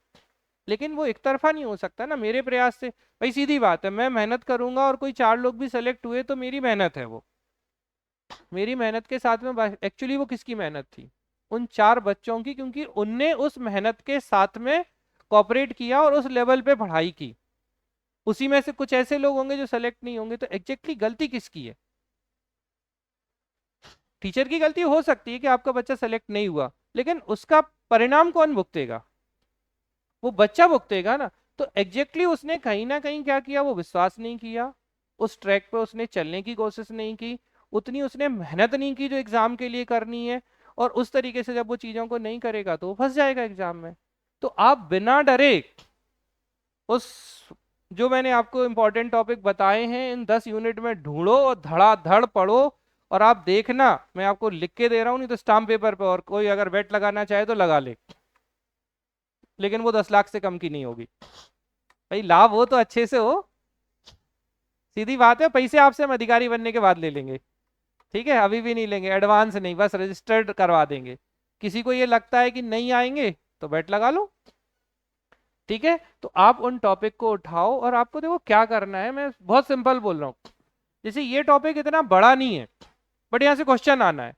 हम क्या कर रहे हैं, ये थोड़ा सा बड़ा है बट लेकिन यहाँ से क्वेश्चन आते हैं, क्योंकि गांधी जी इसमें इंक्लूड हो जाते हैं, 1857 क्रांति इसमें इंक्लूड हो जाती है, बुंदेला विद्रोह इसमें इंक्लूड। और ऐसा कैसे हो सकता है कि 1857 में बुंदेला विद्रोह और गांधी जी से क्वेश्चन ना आए? भाई चोरा चोरी नहीं पूछेगा तो असहयोग पूछेगा, असहयोग नहीं पूछेगा तो भारत छोड़ो पूछेगा, भारत छोड़ो नहीं पूछेगा तो व्यक्तिगत सत्याग्रह पूछेगा, पूछेगा तो पूछेगा ही। ऐसा तो हो ही नहीं सकता कि खेड़ा ना पूछे, खेड़ा नहीं पूछे तो चंपारण पूछ लेगा, कुछ तो पूछेगा ना। ठीक है, आते हैं, आते रहेंगे, आते रहेंगे, यही है सत्यता। तो आप ये कर लो। इस वाले में भी देखो, हमने आपको यही बताते हैं हम कि भाई ये 2 टॉपिक बहुत इंपॉर्टेंट हैं। हमने आपको बताया है कि ये टॉपिक जो है ये इनसे क्वेश्चंस आते हैं और बहुत सरल हैं ये। आप लोगों ने किसके दौरान भी पढ़ा ये? इसके अलावा ट्राइब्स के दौरान भी।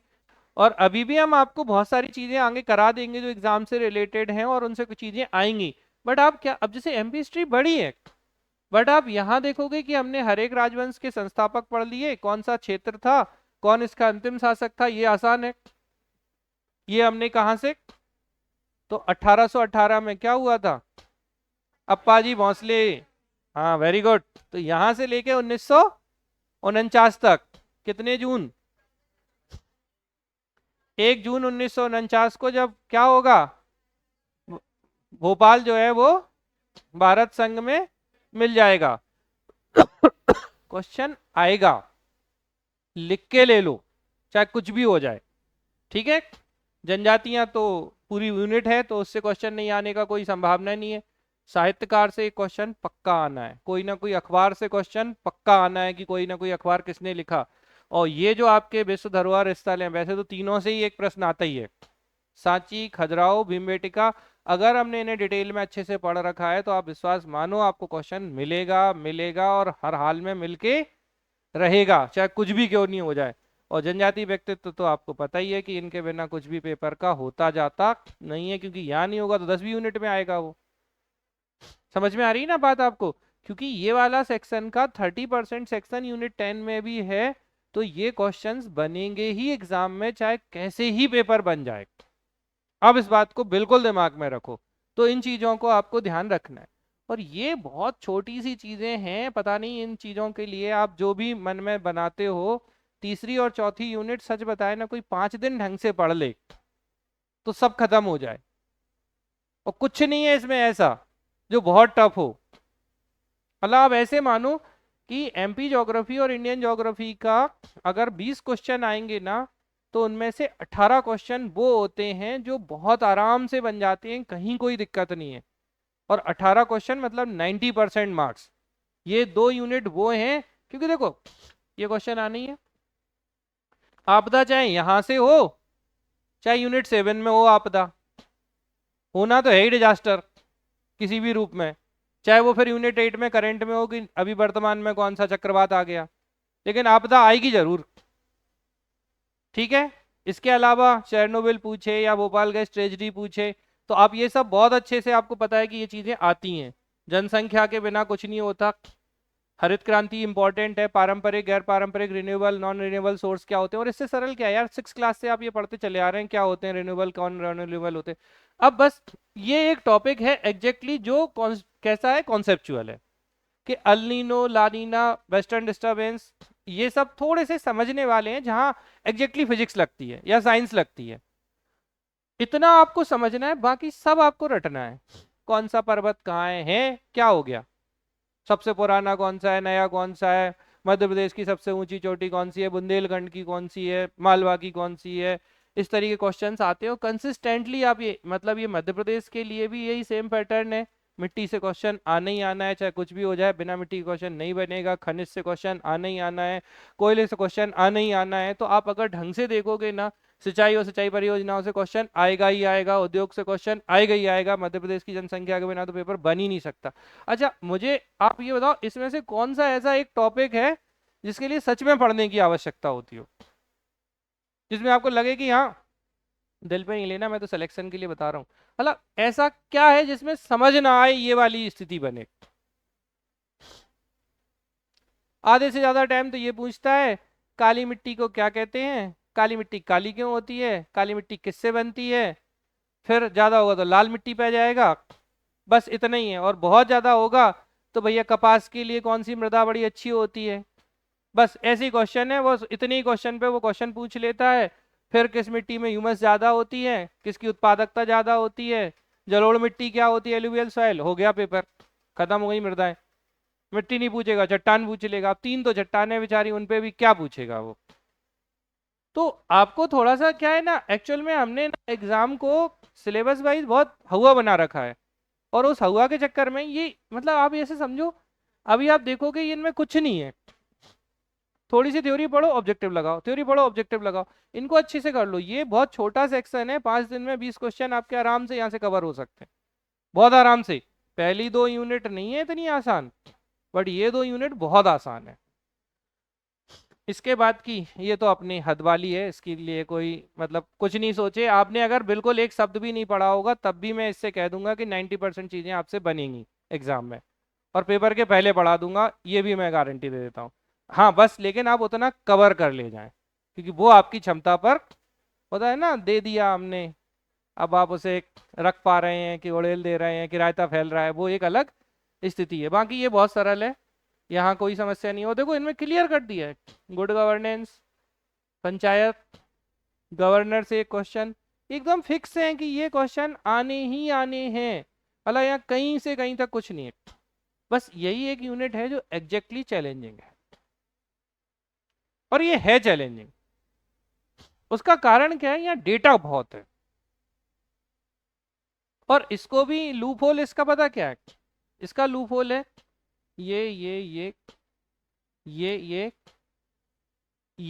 और ये और ये है इसका लूप होल। एक क्वेश्चन 1 डिस्ट्रिक्ट 1 प्रोडक्ट पे आएगा। आप पिछले ट्रेंड देखिए, हर बार आ रहा है, आप बहुत अच्छे से जानते हैं, ये बहुत इंपॉर्टेंट क्वेश्चन है। इसके अलावा क्या, जीआई टैग आपका एक इम्पॉर्टेंट क्वेश्चन है जिससे आने की पूरी पॉसिबिलिटी होती है, तो इसको आपको ध्यान रखना है। एसडीजी मध्य प्रदेश, ये बहुत इंपॉर्टेंट क्वेश्चन है, यहाँ से क्वेश्चन बनने की संभावना है। मध्य प्रदेश की जनसंख्या तो ऊपर भी है, यहाँ भी है, तो क्वेश्चन होगा ही होगा। और ये जो मध्य प्रदेश की वर्तमान स्थिति है, बेसिकली इसमें किन में मध्य प्रदेश पहले स्थान पर है। और इस यूनिट से जैसे क्वेश्चन क्या आता है कि जैसे फसलों के उत्पादन में मध्य प्रदेश की स्थिति क्या है, मैंने उस दिन चार्ट आपको शेयर किया था। ऐसी मिनरल्स में मध्य प्रदेश की स्थिति क्या है, ये इंपॉर्टेंट है। इसका टफ सेक्शन क्या है इस यूनिट का, तो इसका टफ सेक्शन जो है, अच्छा मजेदार बात देखो, कई योजनाएं नहीं लिखी आप, गौर करो। कहीं इसने आर्थिक समीक्षा नहीं लिखी, कहीं इसने बजट नहीं लिखा, तो योजनाएं, आर्थिक समीक्षा और बजट, ये है इसका चैलेंजिंग सेक्शन। और जो लिखा ही नहीं है सिलेबस में, देखो आप कहीं लिखा है, बताओ योजनाएं कहीं भी आप देखो, एक गौर, आप गौर करो कि कहीं एक शब्द प्लानिंग करके नहीं लिखा उनने। तो मध्य प्रदेश की पंचवर्षीय योजनाएं, भारत की पंचवर्षीय योजनाएं, बाकी की योजनाएं, बजट इंडिया का, एमपी का, इकोनॉमिक सर्वे इंडिया का, एमपी का, ये इसका इनडायरेक्ट वे है जो एग्जाम में पूछा जाता है, तो इनको आपको ध्यान रखना है। इस यूनिट को भी आप अगर ढंग से देखें ना, मैं आपको बहुत क्लियर कट बता दूं, देखो कहां कहां से क्वेश्चन बनते हैं। एक क्वेश्चन आएगा आपकी शाखा से, ब्रांच, ठीक है, माइकोलॉजी, फाइकोलॉजी, साइटोलॉजी, दुनिया भर की पढ़ाई है, बहुत ज़्यादा नहीं है, 1 घंटे बैठो, 1 घंटे में आप सारी शाखाओं को रिवाइज कर सकते हो, इतना भी नहीं है कि नहीं कर सकते। एक क्वेश्चन आपके इन दोनों से मिला के आ जाता है, कभी कभी दो भी आ जाते हैं, ठीक है। तो औद्योगिक संस्थानों की स्थापना कब की गई, ठीक है, सबसे ज्यादा यही है कि कब स्थापना की गई, यही मेन क्वेश्चन है, तो ईयर आपको सबसे ज्यादा फोकस में रखना है, ठीक है। फिर ये छोटा दिखता है, ये बहुत बड़ा है, इसको अभी अपन बात करते हैं। एक क्वेश्चन यहां से आएगा आपके, सिकल सेल एनीमिया, उसको बहुत पसंद है, क्वेश्चन बनेगा यहां से, आप अच्छे से ध्यान रख लो। ये जो स्वास्थ्य नीति कार्यक्रम है, यहां से क्वेश्चन बनने की संभावनाएं हैं। ये आपके इकोनॉमी में भी है, यहाँ भी है, सीजी, पूरे के पूरे 17 गोल, मध्य प्रदेश की स्थिति, एसडीजी रिपोर्ट, ये सब आपको अच्छे से याद रखना है। इन पे एक क्वेश्चन आ भी सकता है और नहीं भी आ सकता है, तो इसमें ऐसे बायोडाइवर्सिटी शब्द किसने दिया, इकोसिस्टम शब्द किसने दिया, मोस्ट ऑफ द टाइम यही क्वेश्चन आते हैं, या फिर इन सिटू और एक्स सिटू, स्वस्थानीय संरक्षण और बाह्य स्थानीय संरक्षण, यहां से क्वेश्चन जरूर आता है। प्रदूषण भी इंपॉर्टेंट है, प्राकृतिक आपदाएं भी इंपॉर्टेंट है, और प्रबंधन भी इंपॉर्टेंट है, और हो सकता है आपको यहाँ से एक एक अलग अलग जगह से 3 प्रश्न मिल जाए। अब जो मानव संरचना है, तो इनमें तो थोड़ा सा मेहनत करनी होती है, क्योंकि डाइजेस्टिव सिस्टम है, सर्कुलेटरी सिस्टम है, नर्वस सिस्टम है, एक्सक्रीटरी सिस्टम है, तो इनको तो पढ़ना पड़ता है, क्योंकि इसका कोई इलाज ज़्यादा आपका होता नहीं है। लेकिन अब आप फिर से देखो, ये जो पोषण आहार पोषक तत्व हैं, तो यहाँ से विटामिन से क्वेश्चन आना है, तो विटामिन, कार्बोहाइड्रेट, फैट, इनसे क्वेश्चंस आना है। तो तुलनात्मक रूप से देखोगे तो ये यूनिट फिर भी बहुत छोटी है, ठीक है, समझ में आ रही बात। डिसीज हमने आपको डिटेल में सब बताई है, डिसीज से क्वेश्चन आएगा, और डिसीज से भी वो जो ऑक्यूपेशनल डिसीज है उनसे क्वेश्चन आने की ज़्यादा संभावना होती है। कैडमियम के कारण क्या होता है, आयोडीन के कारण क्या होता है, मरकरी के कारण क्या होता है, याद है ना आप लोगों को, नॉकनी सिंड्रोम किससे हो जाता है, तो ये जो क्वेश्चंस हैं इनसे आते हैं। ये यूनिट भी तुलनात्मक रूप से छोटी यूनिट है, लेकिन ये यूनिट छोटी नहीं है। 6वीं और 8वीं यूनिट मिलके एग्जाम के सिलेबस को डिफिकल्ट बनाते हैं, बहुत सीधे से बोलें तो। इसका अपन सिर्फ एक ही काम करना है, सिर्फ और सिर्फ परीक्षा धाम, और कुछ भी नहीं। जो आपको मैडम ने पढ़ा दिया, हमने वो सब नोट्स आपको दे दिए, और उनमें 50% चीजें ओवरलेप ही होंगी, कुछ ऐसा नहीं है कि, ऐसा थोड़ी है कि कोई पुरस्कार मैडम ने अलग पढ़ाया परीक्षा धाम में अलग होगा, ऐसा कुछ भी नहीं है। तो परीक्षा धाम की किताब से हम आपको उस किताब को लगभग 50% सेक्शन उसका कम करा देंगे, और उसको अपन याद करेंगे सीधा सीधा कि ये चीज़ें आने की संभावनाएं हैं। और जिनने अभी करंट की क्लासेस ली होंगी तो उनके लिए तो वो बहुत आसान हो जाएगा। तो इसको अपन फिर से एक बार कर लेंगे, कहीं कोई दिक्कत नहीं है। अब इसमें आपको देखो, याद रखो कि जैसे ई गवर्नेंस है, हमारे यहाँ एमपी ऑनलाइन है, या जो प्रोजेक्ट चल रहे हैं हमारे यहाँ, जैसे साइबर तहसील का प्रोजेक्ट है, तो इनसे क्वेश्चंस बन जाते हैं। साइबर सिक्योरिटी हमेशा से इंपॉर्टेंट रही है, hacker, cracker, white hat, black hat, ये सब चीज़ें, इनको आपको बहुत अच्छे से ध्यान रखना है। और इनमें से कुछ इंपॉर्टेंट चीज़ें अभी हम आपके एग्जाम से पहले भी एक बार रिव्यू करवाएंगे, तो उससे भी आपको बेनिफिट होगा। और कोशिश ये की जा रही है, इसका एक सबसे अच्छा सॉल्यूशन है, एक आप फुल फॉर्म याद करने की कोशिश करिए, और ज़्यादा नहीं कर सकते तो क्या करिए, मैं आपको पीडीएफ शेयर कर दूंगा, आप रोज 20-20 30-30 करिए, तो 3-4 दिन में आप थोड़े थोड़े थोड़े आधा आधा घंटे पढ़ के भी फुल फॉर्म। और आपको 50% एक्चुअली आप सब इतना भी टफ नहीं है कि जो आपने बिल्कुल सुना ही नहीं है। आधे से ज्यादा टाइम तो www का फुल फॉर्म पूछा उसने, फिर इसकी खोज किसने की थी, इस तरह क्वेश्चन पूछे हैं, फिर वो क्या होता है HTTP का पूछा है। तो बहुत बार तो आपको लगेगा आपने दुनिया भर की चीजें पढ़ी और उसने पूछा क्या, अच्छा खोदा पहाड़, फिर वही निकली चुईया HTTP वाली, या आर्टिफिशियल इंटेलिजेंस के जनक कौन है। बहुत बार वो क्वेश्चन पूछ रहा है। तो कुछ क्वेश्चन तो इतने निहायत ही सरल आएंगे ना कि, लेकिन आपको वो गलत नहीं करने हैं। तो एक हमें फुल फॉर्म ध्यान रखना है, और मजेदार है कहीं फुल फॉर्म लिखा नहीं है यहाँ, उसको हमें करना है। फिर जो सरकार की कुछ योजनाएं हैं, कुछ पायलट प्रोजेक्ट हैं, कुछ ई पोर्टल जो गवर्नमेंट के हैं, इनको याद कर लीजिए। तो इस यूनिट को आप, इस यूनिट में फंस कहाँ रहे हैं मैं बताऊं। आप जैसे ही वो क्वेश्चन पूछता है आर्टिफिशियल इंटेलिजेंस के किसी कॉन्सेप्ट पे, या फिर वो मतलब अंदर जा जाके पूछ रहा है, तो उन सब से आपको बहुत ज्यादा, अब जैसे इलेक्ट्रॉनिक ही है, ये इसका चैलेंजिंग सेक्शन है इलेक्ट्रॉनिक्स जो। अरे यार पूरे 4 साल में BE BTech करते हैं बच्चे इस पे, आपको क्या लगता है आप इसको कैसे कर लोगे अच्छा, हाउ इज पॉसिबल। तो उसके पीछे मत दौड़ो भाई, मार तू एक क्वेश्चन ले जाना मेरा। लेकिन अच्छी बात क्या है यहाँ, इस यूनिट का लूप होल पता क्या है, इस यूनिट का लूप होल है प्रीवियस ईयर क्वेश्चन। सिर्फ और सिर्फ आपको जो हमने ऑल एग्जाम जीके क्वेश्चन करके दिए वो, उसमें मैक्सिमम क्वेश्चंस कवर हैं, और एक और मैं आपको पीडीएफ दे दूंगा अभी 2-3 दिन के अंदर, मंडे ट्यूसडे में, इतने उसमें सब क्वेश्चन है। और एक हमने यूनिट 9 की आपको ऑलरेडी शेयर की है ग्रुप पे, आप बस सिर्फ क्वेश्चंस लगा लीजिए, एक प्रीवियस ईयर क्वेश्चन और एक जो मैंने आपको शेयर की है उसमें भी बहुत सारे प्रीवियस ईयर हैं। इतना आप कर लीजिए तो आप आराम से 10 में से 7 क्वेश्चन तो आपके रिपीट हो जाएंगे। क्यों जबरदस्ती करना है भाई, विद्वान क्यों बनना है। हमने कहा गोली मारो ना इलेक्ट्रॉनिकी को, छोड़ दो भाई, नहीं बन रही। और आपको भी पता है पढ़ते समय भी नहीं बन रही थी, बाद में भी नहीं बन रही है, बट हमने चाहे कितने प्रयास किए हो क्वेश्चन नहीं बन रहे हैं।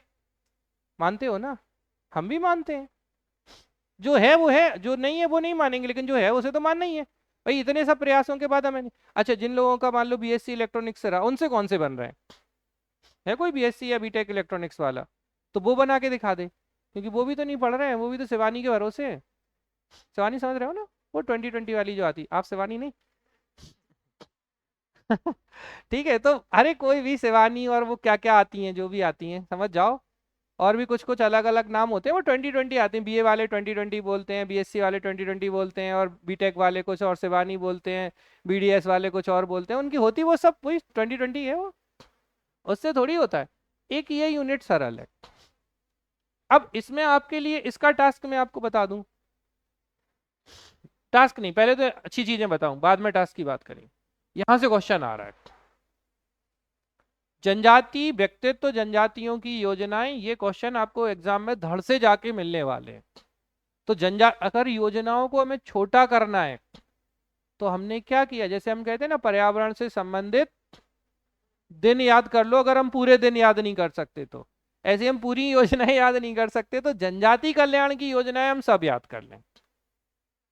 और जनजातियों पर कितनी योजनाएं होंगी मैं कह रहा हूं, बताओ। अच्छा 50-60, 50-60 योजनाओं में आपका इकोनॉमी और 10वीं यूनिट अगर दोनों का उद्धार होता है, तो मुझे लगता है कि ये काम करना सही ट्रैक वाला है। और रटो भी, बस दो ही पॉइंट पर रटना है,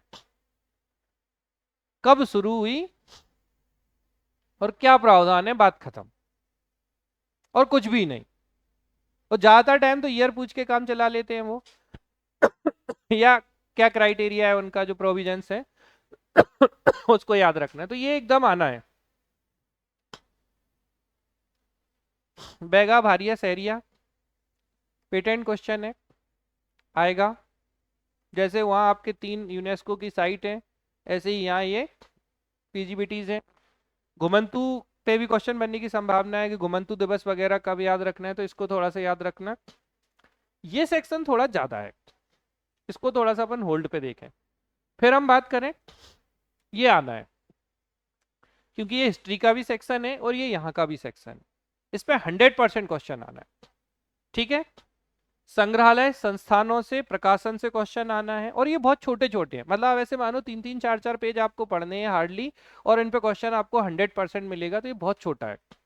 लोक संस्कृति लोक साहित्य पे क्वेश्चन आना है, ये भी बहुत इंपॉर्टेंट है, तो आपको ध्यान रखना है। और जो हम व्यक्तित्व पढ़ते हैं, भूरी बाई और ये सारी चीजें जो हैं, घाघ पढ़ते हैं वो साहित्य में, तो ये सब चीजें जो हैं, वो कृषि पंडित कौन है, तो ये आपके हिस्ट्री का भी और यहाँ भी है, तो इस पे भी क्वेश्चन बार बार पूछे जा रहे हैं, इसको भी आपको ध्यान रखना है। तो अगर आप ओवरऑल सारी यूनिट्स पे दिमाग लगाने की कोशिश करो, जैसे जनजातियों पे क्वेश्चन आने, तो जनजाति योजनाएं हमारी अच्छी होनी चाहिए, जनजातियों से संबंधित संग्रहालय है, एमपी हिस्ट्री का भी पार्ट है और वो यहाँ का भी पार्ट है, तो वो हमारा अच्छा होना चाहिए। फिर 3 जो अत्याधिक पिछड़ी जनजातियां हैं, इनको हम बहुत अच्छे से डिटेल में पढ़ लें। अब जैसे एक एक क्वेश्चन आपको जनजाति के संवैधानिक प्रावधान से मिलेगा, मैंने पहले ट्राइब्स पढ़ाई थी, आप बोलेंगे तो मैं वीडियो शेयर कर दूंगा, थोड़े समय पहले मैंने ट्राइब पढ़ाई थी, मतलब चाहे कुछ भी हो जाए उससे बाहर नहीं होगा क्वेश्चन। ठीक, तो ये जनजाति वाला ये पॉलिटी में भी आता है, तो ये एक क्वेश्चन आपका हो जाएगा। एक क्वेश्चन भौगोलिक विस्तार से भी पूछ लेता है कि कौन सी जगह पे कौन सी है, तो थोड़ा सा मैप देखने की आदत डालिए। और आपको ये नॉर्मली पता होगा, जैसे बैगा चक वगैरह कहाँ है, बैगा सहरिया भारिया कहाँ कहाँ पाई जाती हैं, तो इन्हीं से, मतलब ज्यादा टफ क्वेश्चन नहीं आ रहा है। अब एक चीज जो इसमें नहीं लिखी है, उससे क्वेश्चन पूछता है, वो बताओ क्या, बोलो। वो है इनसे संबंधित किताब है। ठीक है, तो कौन से, बैरियर एल्विन की बुक। ठीक है, तो जो किताबें हैं, अच्छा हैं वो 10-15 ही, लेकिन उस 10 में से एक प्रश्न आपको मिल जाएगा, तो आपको क्या करना है, किताबें पढ़ के जाना है। अब ये चीज मैंने आइडेंटिफाई कराई, अब आप थोड़े समय बाद भूल गए, किताबें पढ़ी छोड़ दी, क्या गलती कर दी, किताबें नहीं पढ़ी और उसने क्वेश्चन पूछ लिया। अच्छा, एक भी ऑप्शन नहीं पता आपको, तो डाउट में तो आप रहोगे 50-50 में ही, और वो तो स्ट्रेट है, इसकी किताब ये है तो है। और एक चीज और, नाम, जनजाति नाम, ठीक है, समझ में आ रहा है गांधी जी ने क्या कहा, ठीक है, और किसने क्या कहा, एक बाबा, कौन से बाबा, ठक्कर बापा, क्या कहा उन्होंने, पूरा नाम क्या, ठीक है, ये बहुत मजेदार टॉपिक है, मतलब एंटरटेनिंग है ये। तो एक इनके नाम, एक, अच्छा आप लोग जो एग्जाम नहीं दे रहे हैं उनको जरूर अच्छे से याद रहेगा, आप एग्जाम के टाइम इन लोगों को बताना, एग्जाम के बाद देखो सर ने बोला था, ठीक है रिकॉर्डिंग भी हो रही है वैसे। एक नाम, एक इनकी क्या किताबें इनसे संबंधित, इनकी योजनाएं इनसे संबंधित, देखो बहुत सीधा सीधा क्वेश्चन आ रहा है, अच्छा 10वीं यूनिट का बहुत अच्छा पैटर्न है। एक संग्रहालय पूछेगा, एक संस्थान पूछेगा, एक इनसे संबंधित कोई पत्रिका या इनकी जो राइटिंग्स है वो पूछेगा, योजनाएं दो दो भी पूछ रहा है, योजनाओं से उसे बहुत लगाव है, योजनाएं हर बार पूछ रहा है, एक किताब पूछ रहा है, संवैधानिक प्रावधान पूछ रहा है क्योंकि पॉलिटी में भी जाता है ये, तो ये पूछ ही रहा है। फिर इसके व्यक्तित्व तो पूछ रहा है, इनका स्वतंत्रता आंदोलन में, क्योंकि ऐसा कैसे होगा कि यार भीमा नायक, खाद्या नायक और ये सब पूछे ना जाए, ऐसा हो ही नहीं सकता। तो जो हमने 1857 की क्रांति में जो हम पढ़ते हैं मध्य प्रदेश के, ठीक है, व्यक्तित्व, तो उन व्यक्तित्व से क्वेश्चन आना ही है। और मध्य प्रदेश की 1857 की क्रांति के बिना पेपर नहीं बन रहा है पिछले कई सालों से, तो इसको तो आप बहुत बहुत अच्छे से याद रखिए, और बाई चांस कोई नया पूछ भी ले तो आप एलिमिनेट करने की कोशिश करिए, एलिमिनेट तो आपका हो ही जाएगा। देखो नए के लिए अपन डरे नहीं कि नया आएगा तो क्या होगा, भाई मान लो नहीं पढ़ा, एकदम बिल्कुल ट्रेंड में नहीं है, तो अब अपन को नहीं पता ना कि क्या ट्रेंड होना है, तो भाई अगर कोई अनएक्सपेक्टेड आया तो हम एलिमिनेट करने की कोशिश करें, तो वो 3 ऑप्शन सरल होंगे जिससे वो एलिमिनेट हो जाता है कई बार, तो ऐसी भी स्थिति बनेगी। और देखो हमने कहा ना, अब अगर आप देखोगे जितनी बातें हमने कही, इससे आपके पेपर का 80 से 85 इवन 90% पेपर इन्हीं चीजों से बन रहा है, और ये टॉपिक ज्यादा बड़े नहीं हैं, जबकि आप अगर एक एक करके सारी चीजें पढ़ोगे तो आप एक महीने में कवर कर ही नहीं सकते। ये भी एक बहुत ईमानदारी वाली बात है, आप नहीं कर सकते कवर। तो आपको इस बात को भी ध्यान रखना है कि हम ये चीज भी मान लें कि जो कवर नहीं हो सकता हम उसके पीछे जबरदस्ती ना दौड़ें। बात समझ में आ रही है? उम्मीद है आपको जो रणनीति मैं आपको बता रहा हूं, मैं आपको और भी बार बताऊंगा। जब तक आप मान नहीं लेंगे तब तक बताऊंगा, लेकिन आप इसे मानिए और उसे करने की कोशिश करिए। और बिल्कुल तनाव नहीं, डिप्रेशन नहीं, किसी भी, हम तो ये मान के चलो, आप तो ये मानो, देखो एक और अच्छा तरीका, हम अपना 100% एफर्ट्स लगाएं और 0% एक्सपेक्टेशन के साथ। कोई एक्सपेक्टेशन मत रखो एग्जाम से, आपका तनाव बिल्कुल दूर हो जाएगा। हमें क्या करना है, सर ने कहा है इन टॉपिक्स को हमें अच्छे से रिवाइज करना है, अच्छे से इन्हें कवर करना है, कोशिश करनी है टेस्ट में हम अच्छे से अच्छा परफॉर्मेंस करें। नहीं बन रहे हैं तो नकारात्मक सोचने की जगह हमें ये 50 क्वेश्चन, 70 क्वेश्चन, 20 क्वेश्चन नए मिले, इनको हमें अपनी नॉलेज में ऐड करना है, अच्छे से चीज़ों को करते चले जाना है, आगे बढ़ते जाना है। और जो टॉपिक यूजुअली आते रहे, आपको पता है इस एनालिसिस को करने और समझने में लोग पंचवर्षीय योजना लगा देते हैं, तब जाके उन्हें ये बात समझ में आती है कि हाँ यार यही टॉपिक है जिनसे एग्जाम में आता है। और कुछ लोग इसे एक साल के अंदर समझ लेते हैं। तो कई बार आपने देखा होगा कि एक ही टाइप का बच्चा बार बार प्री और मेंस और इंटरव्यू तक जा रहा है, और कुछ बच्चे ऐसे हैं जो कभी प्री निकाल ही नहीं पा रहे हैं। तो उसके पीछे का बेसिक कारण यही है कि वो एग्जाम के ट्रेंड या डिमांड और सप्लाई के लॉ को समझ ही नहीं पा रहे हैं। आपको बहुत ज्यादा अननोन फैक्ट याद है इसलिए आप एग्जाम निकाल लोगे, ऐसा बिल्कुल भी नहीं है। आपको एग्जाम के अकॉर्डिंग, जो एग्जाम की नीड के अकॉर्डिंग फैक्ट है, वो आपको ध्यान रखने हैं। जैसे मैं एक और एग्जांपल आपको बताता हूँ। जैसे हमारे जो मुख्य सचिव हुए हैं उनसे क्वेश्चन पूछा है, अब कितने लोग हैं जिन्हें मुख्य सचिव के सारे मुख्य सचिवों के नाम याद है? अब उसने पूछ लिया कौन मुख्य सचिव नहीं है, क्वेश्चन है ट्रेंडिंग, लेकिन हमने उस चीज को छोड़ दिया और बाकी हमें सब पता था।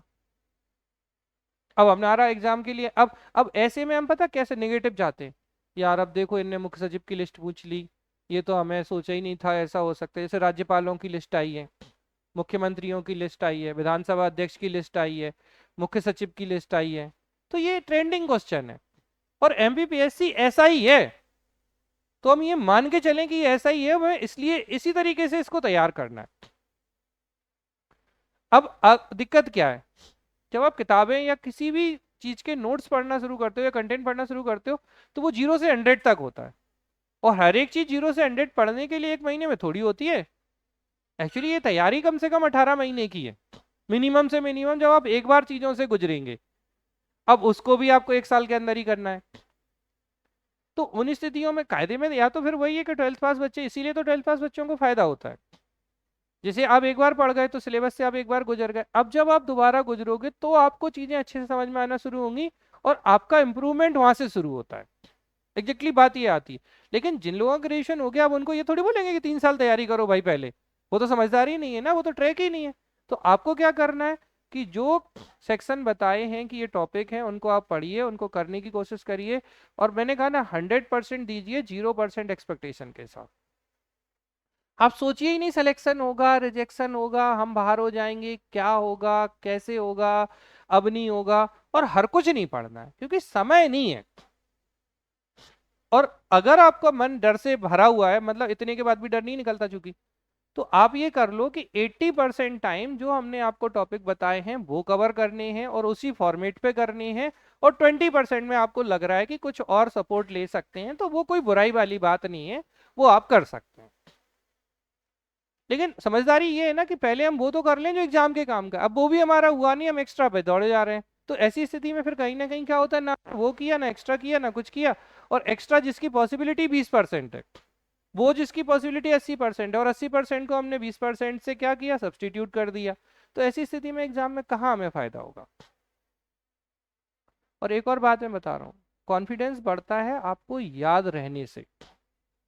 बहुत सिंपल है। आपने भी देखा होगा कुछ बच्चे कम समय पहले आए और उनका टेस्ट में परफॉर्मेंस हमेशा अच्छा रहा। कारण वही जो सेलेक्टेड कर रहे थे, कि जो बोला जा रहा है उसको पहले 100% फॉलो कर रहे हैं, उसको समझ रहे हैं, और फिर उसके बाद में ऑब्जेक्टिव लगा रहे हैं, चीजों को कर रहे हैं। फिर वो एक्स्ट्रा एक्स्ट्रा की तो बात तब होगी यार, इतना हो पाता है क्या कवर, आपको लगता है कि इतना कम है? कम हम कुछ नहीं है, आप ढंग से देखोगे तो आपको समझ में आएगा कि बहुत है। इतना तो कई बार तो इतना होता है जो किताबों में नहीं है, जिसके लिए आपको इग्नू पढ़ना पड़ेगा या बहुत ज़्यादा डिटेल में जो किताबें होती हैं ग्रेजुएशन लेवल की या पोस्ट ग्रेजुएशन लेवल की उसमें जाके है। अब कहाँ इतना उत्तर मुगल कोई पढ़ता है, सूफी ओफी कोई पढ़ता है इतने क्या? इतने तो यूपीएससी के बच्चे नहीं पढ़ते जितना आपको पढ़ा है, लेकिन क्वेश्चन चूंकि वहां से पूछा गया है तो मजबूरी थी कि उसको इतना बताना है आपके धार्मिक आंदोलनों से और उन सब से। तो चीजों को आपको मैं फिर कह रहा हूँ, ट्रैक समझिए, यूनिट्स कवर करने की जगह टॉपिक्स कवर करिए, और एक हफ्ते तो करके देखिए और फिर टेस्ट दीजिए, आपको ऑटोमेटिकली लगेगा कि हाँ यार हम टेस्ट में हमारा परफॉर्मेंस सुधर गया। अभी क्या होता है, आप जैसे समझो 5 दिन हम आपको देते हैं टेस्ट के लिए लगभग ऑन एन एवरेज, 5 दिन में आप कितनी यूनिट पढ़ पाते होगे सच बताओ, जो लोग यूनिट वाइज पढ़ रहे हैं कितनी? कई बार तो एक यूनिट भी नहीं होती आपकी पूरी, और आनी कितनी है 10। अब क्या होगा, मतलब आपने कितने परसेंट पढ़ा, मान लो एक आपने बहुत वीरता दिखाई तो एक यूनिट पढ़ ली, कितने परसेंट का पढ़ा आपने? 10% का। और पेपर में आप किसकी अपेक्षा रख रहे हो? 90% की। मतलब 90% छोड़ के हमने 10% पढ़ा है और उस 10% पढ़ के हम 70% बनाना चाहते हैं, तो जादू है भाई। 10% की तैयारी में 70%, हाउ इज पॉसिबल? अब पुराना जो भूली बिसरी यादें थी जैसे तैसे याद आ जाता है, तो क्या करते हो आप उस सबसे लगा लगू के कितने परसेंट में पहुंच जाते हो? 50, 55, 60 पे। बस यही स्थिति होती, क्योंकि आप 5 दिन में 80% पढ़ने की स्थिति नहीं ला पा रहे हो ना। गेम तो तब है कि हम उसको पकड़ने की कोशिश करें, और अगर आप वो पकड़ने की कोशिश करोगे तो आप सोचो कितनी बार रिवीजन हो जाएगा आपका। अगर हर 8 दिन में आप 80% जो टॉपिक्स हैं, और पता है वो 8 दिन में पढ़े जा सकती हैं बहुत सारी चीजें, लेकिन वो पढ़ी उन्हीं की जा सकती हैं जिनने पढ़ रखा है। जिनने नहीं पढ़ा है वो नहीं, उनके लिए नहीं बोल रहा हूँ, नहीं तो बोलेंगे सर ऐसे कैसे, ऐसा होता तो फिर तो क्या बात थी। लेकिन एटलीस्ट अब ऐसा कोई थोड़ी है कि जिसने कोई यूनिट पढ़ी नहीं है, जो यूनिट आपने पढ़ी है उनमें से अब क्या है ना, वो वाले डर हटाओ कि हम तो पूरा ही पढ़ के जाएंगे, तो पूरा पढ़ोगे तो समय लगेगा। आपको स्किप करना है, स्विच कर करके बोलते हैं ओढ़ ओढ़ के जाना है आपको, तो कि ये इंपॉर्टेंट है ये करना है, ये इंपॉर्टेंट है ये करना है, यहाँ से उचक गए हम, यहाँ से उचक गए। और सबसे ज्यादा तो लोग इतिहास में ही लपटे रहते हैं, इतिहास को छोड़ ही नहीं पाते हैं, तो इतिहास को नहीं छोड़ पाते हैं तो कैसे कवर होगा चीजें? आप बोलो तो मैं एंशिएंट बंद करके पहले पॉलिटी पढ़ा दूं, एक यूनिट पूरी कवर करा देंगे, अगर ऐसा कुछ ऐसा है तो। भाई 10 आएंगे ना, यहाँ से कितने आएंगे? 3-4। अच्छा, जितने 3-4 के लिए मेहनत करेंगे उतने में हम पूरा करा देंगे आपको। वो भी एक मुद्दा है, ऐसा कुछ नहीं है कि अपन ऐसा नहीं कर सकते, क्या दिक्कत है भाई? हमें तो मैक्सिमम फायदा चाहिए ना। योगी देखो शायद लिंक चली गई, बहुत ज्यादा समय ले लिया, लेकिन उम्मीद है हमें कि आप लोग इस बात को समझने की कोशिश करिए। और आपको लग रहा होगा कि सर ने हमारे 2 घंटे खा लिए और एक भी शब्द नहीं पढ़ाया, मन में ख्याल आ सकता है किसी के, लेकिन आप प्लीज इस चीज को समझिए कि एग्जाम रणनीति का विषय है। एग्जाम सिर्फ अंधाधुंध पढ़ाई करने का विषय नहीं है। अगर ऐसा होता तो सब अधिकारी बन जाते। तो रणनीति अगर हमारी अच्छी होगी, हम प्रॉपर रणनीति के साथ चीजों को करने की कोशिश करेंगे, प्रॉपर डायरेक्शन में कोशिश करेंगे, तो विश्वास मानिए आप कर ले जाएंगे। एग्जाम टफ नहीं है, उसकी डायरेक्शन डिसाइड करना और सही ट्रैक पे जाना। मतलब कई बार तो आप सही ट्रैक पे जाते हो और आपको डर लगेगा, आप उतर के नीचे खड़े हो जाते हो पटरी पे, बोले अभी ट्रेन टक्कर मार देगी। तो ये इतना डर है एग्जाम का कि उस डर के चक्कर में हम ट्रैक पे चलते हैं। जैसे कई बार ऐसा नहीं कि हम आपको ये बोलें कि आप लोग ट्रैक पे चलते ही नहीं है, आप कोशिश करते हैं ट्रैक पे चलने की, कुछ दिन चलते भी हैं, फिर टेस्ट आ जाता है, फिर कुछ आ जाता है, फिर ट्रैक से उतर जाते हैं, फिर कोशिश करते हैं, और जब टेस्ट में नंबर खराब आते हैं तो फिर डिमोटिवेशन शुरू हो जाता है। तो अब तो ट्रैक पे नहीं साहब, हम नहीं है आपके ट्रैक से कहीं दूर दूर तक पास, तो अब हम उस ट्रैक से पूरी तरीके से छोड़ देते हैं। अब जब नंबर नहीं आते तो हमें डर लगता है, फिर हम क्या करते हैं, नहीं डिटेल में पढ़ने की बहुत जरूरत है, तो लोग डिटेल में पढ़ने की कोशिश करते हैं। एग्जैक्टली क्या है कि जो एग्जाम में आ रहा है हमें वो पढ़ने की जरूरत है, डिटेल से क्वेश्चन गलत सही नहीं हो रहा है। क्वेश्चन गलत क्यों हो रहा है? कि हमें वो नहीं पता जो एग्जाम में आ रहा है। अच्छा, जब डर लग जाता है तो हम डिटेल की तरफ जाते हैं, ना कि हम एग्जाम के ट्रेंड की तरफ। और यही है जो हमें एग्जाम के ट्रेंड से बार बार दूर करता चला जाता है, और एक समय के बाद हम एग्जाम के ट्रेंड से बहुत दूर हो जाते हैं। तो एक तो डरना नहीं है, ट्रैक पे पढ़ने की कोशिश करिए, और सबसे इंपॉर्टेंट चीज है कि खूब रिवीजन करिए, क्योंकि सिलेक्शन जो है ना, एस के पहले आर आता है, और जिसका आर आर आर बार बार होगा, रिवीजन रिवीजन रिवीजन होगा, और सही ट्रैक वाली चीजों का रिवीजन होगा, तो ऑटोमेटिकली आपका कॉन्फिडेंस बढ़ेगा। और आपको डर इसलिए लगता है कि पता नहीं क्या पूछेंगे, या जो हम पढ़ रहे हैं वो नहीं आ रहा है, क्योंकि आपको चीजें एग्जैक्टली अभी टिप ऑफ द टंग नहीं है। अगर टिप ऑफ द टंग होंगी तो आपको क्वेश्चन मिलेंगे, तो आपका विचार अलग होगा। जैसे मैं कहूं, कितने लोग हैं जिन्होंने प्रीवियस ईयर को 5-7 बार लगा लिया हो? अच्छा, अब आप बताओ कि सच में क्या ऐसा होता है कि 80% पेपर ऐसा होता है जो हम पढ़ते हैं वो होता ही नहीं है? कितने परसेंट होता होगा? ईमानदारी से, कोई दबाव नहीं है, खुद से बोलो। कितना पेपर में क्वेश्चन आपको ऐसे मिलते हैं जो आपसे बिल्कुल ही नहीं बनते? हर 100 क्वेश्चन पे पूछ रहे हैं हम, बोलो कैलाश, कितने क्वेश्चन होते होंगे अप्रोक्सीमेटली? एक एवरेज ही हो सकता है, क्योंकि किसी में कम होते हैं, किसी में ज्यादा होते हैं, उस तरीके की चीजें बताइए, ऑन एन एवरेज। ठीक है, अपन 20 मान लो, लेकिन आप सही में देखोगे तो 20 होते नहीं है। आप ढंग से देखो, आपको मिलेंगी चीजें। मैं कह रहा हूँ ना, लेकिन होता क्या, जैसे पेपर का डर क्यों है? क्योंकि पेपर में हमने हाथ पैर फुला लिए, अब तो याद ही नहीं आ रहा ना कुछ। और जब याद नहीं आता तो पता कैसा लगता है, पूरा पेपर नया है, हमें तो कुछ आता ही नहीं है, भगवान पता नहीं कहाँ से पूछ लिया, ये एग्जामिनर बहुत दुष्ट है, ये जाने कहाँ से पूछता है, हम तो कितना पढ़े थे। तो ये डर के कारण पता है, ऐसे एकदम आपकी मेमोरी जीरो हो जाएगी, ब्लैकआउट हो गया, आप कुछ है ही नहीं जीवन में, सब साफ, हमें तो कुछ याद ही नहीं आ रहा है। दबाव तनाव की स्थिति में कौन सा हार्मोन? एड्रीनलिन। तो लड़ो दड़ो की तो स्थिति नहीं है, भागो। फिर तो ऐसा लगता है कब 2 घंटे खत्म हो और अपन निकल जाएं इस एग्जाम से, और भैया बचने दो, आज बच गए, जिंदगी में पता नहीं कितना जिएंगे हम। ऐसी स्थितियां होती हैं, सच में ऐसे ही होता है। और बहुत डराता है एग्जाम, विश्वास मानो, क्योंकि संघर्ष तो है, सब छोड़ छाड़ के यहाँ बैठे हैं, गर्मी हो सर्दी हो बरसात हो, पढ़ना है, जीवन में कोई चैन नहीं है, बस लगे हैं लगे हैं। तो एंजॉय करते हुए पढ़िए, पॉजिटिवली पढ़िए, अच्छे विचारों के साथ पढ़िए, अच्छा पढ़िए, आप देखेंगे कि एग्जाम आपको फायदा देगा। और दिमाग में कभी भी सिलेक्शन रिजेक्शन मत लाओ, आप अपनी तैयारी पे फोकस करो, रणनीति अच्छी रखो, और पॉजिटिविटी इसलिए बना के रखो, चाहे कुछ भी हो जाए, जब भी नया मिले उसे प्यार से स्वीकार करो, मेरी नॉलेज में एनहेंसमेंट हो गया, तो उससे क्या होगा, डर नहीं लगेगा। अब जैसे कई बार क्या होता है, अब मार्केट में कंटेंट अब बहुत आ जाएगा एकदम से, आप किसी फोटोकॉपी की शॉप पे गए, किसी दुकान की शॉप पे गए, इसके नोट्स मिल रहे हैं, उसके नोट्स मिल रहे हैं, इसके क्वेश्चन पेपर मिल रहे हैं, उसकी टेस्ट सीरीज मिल रही है।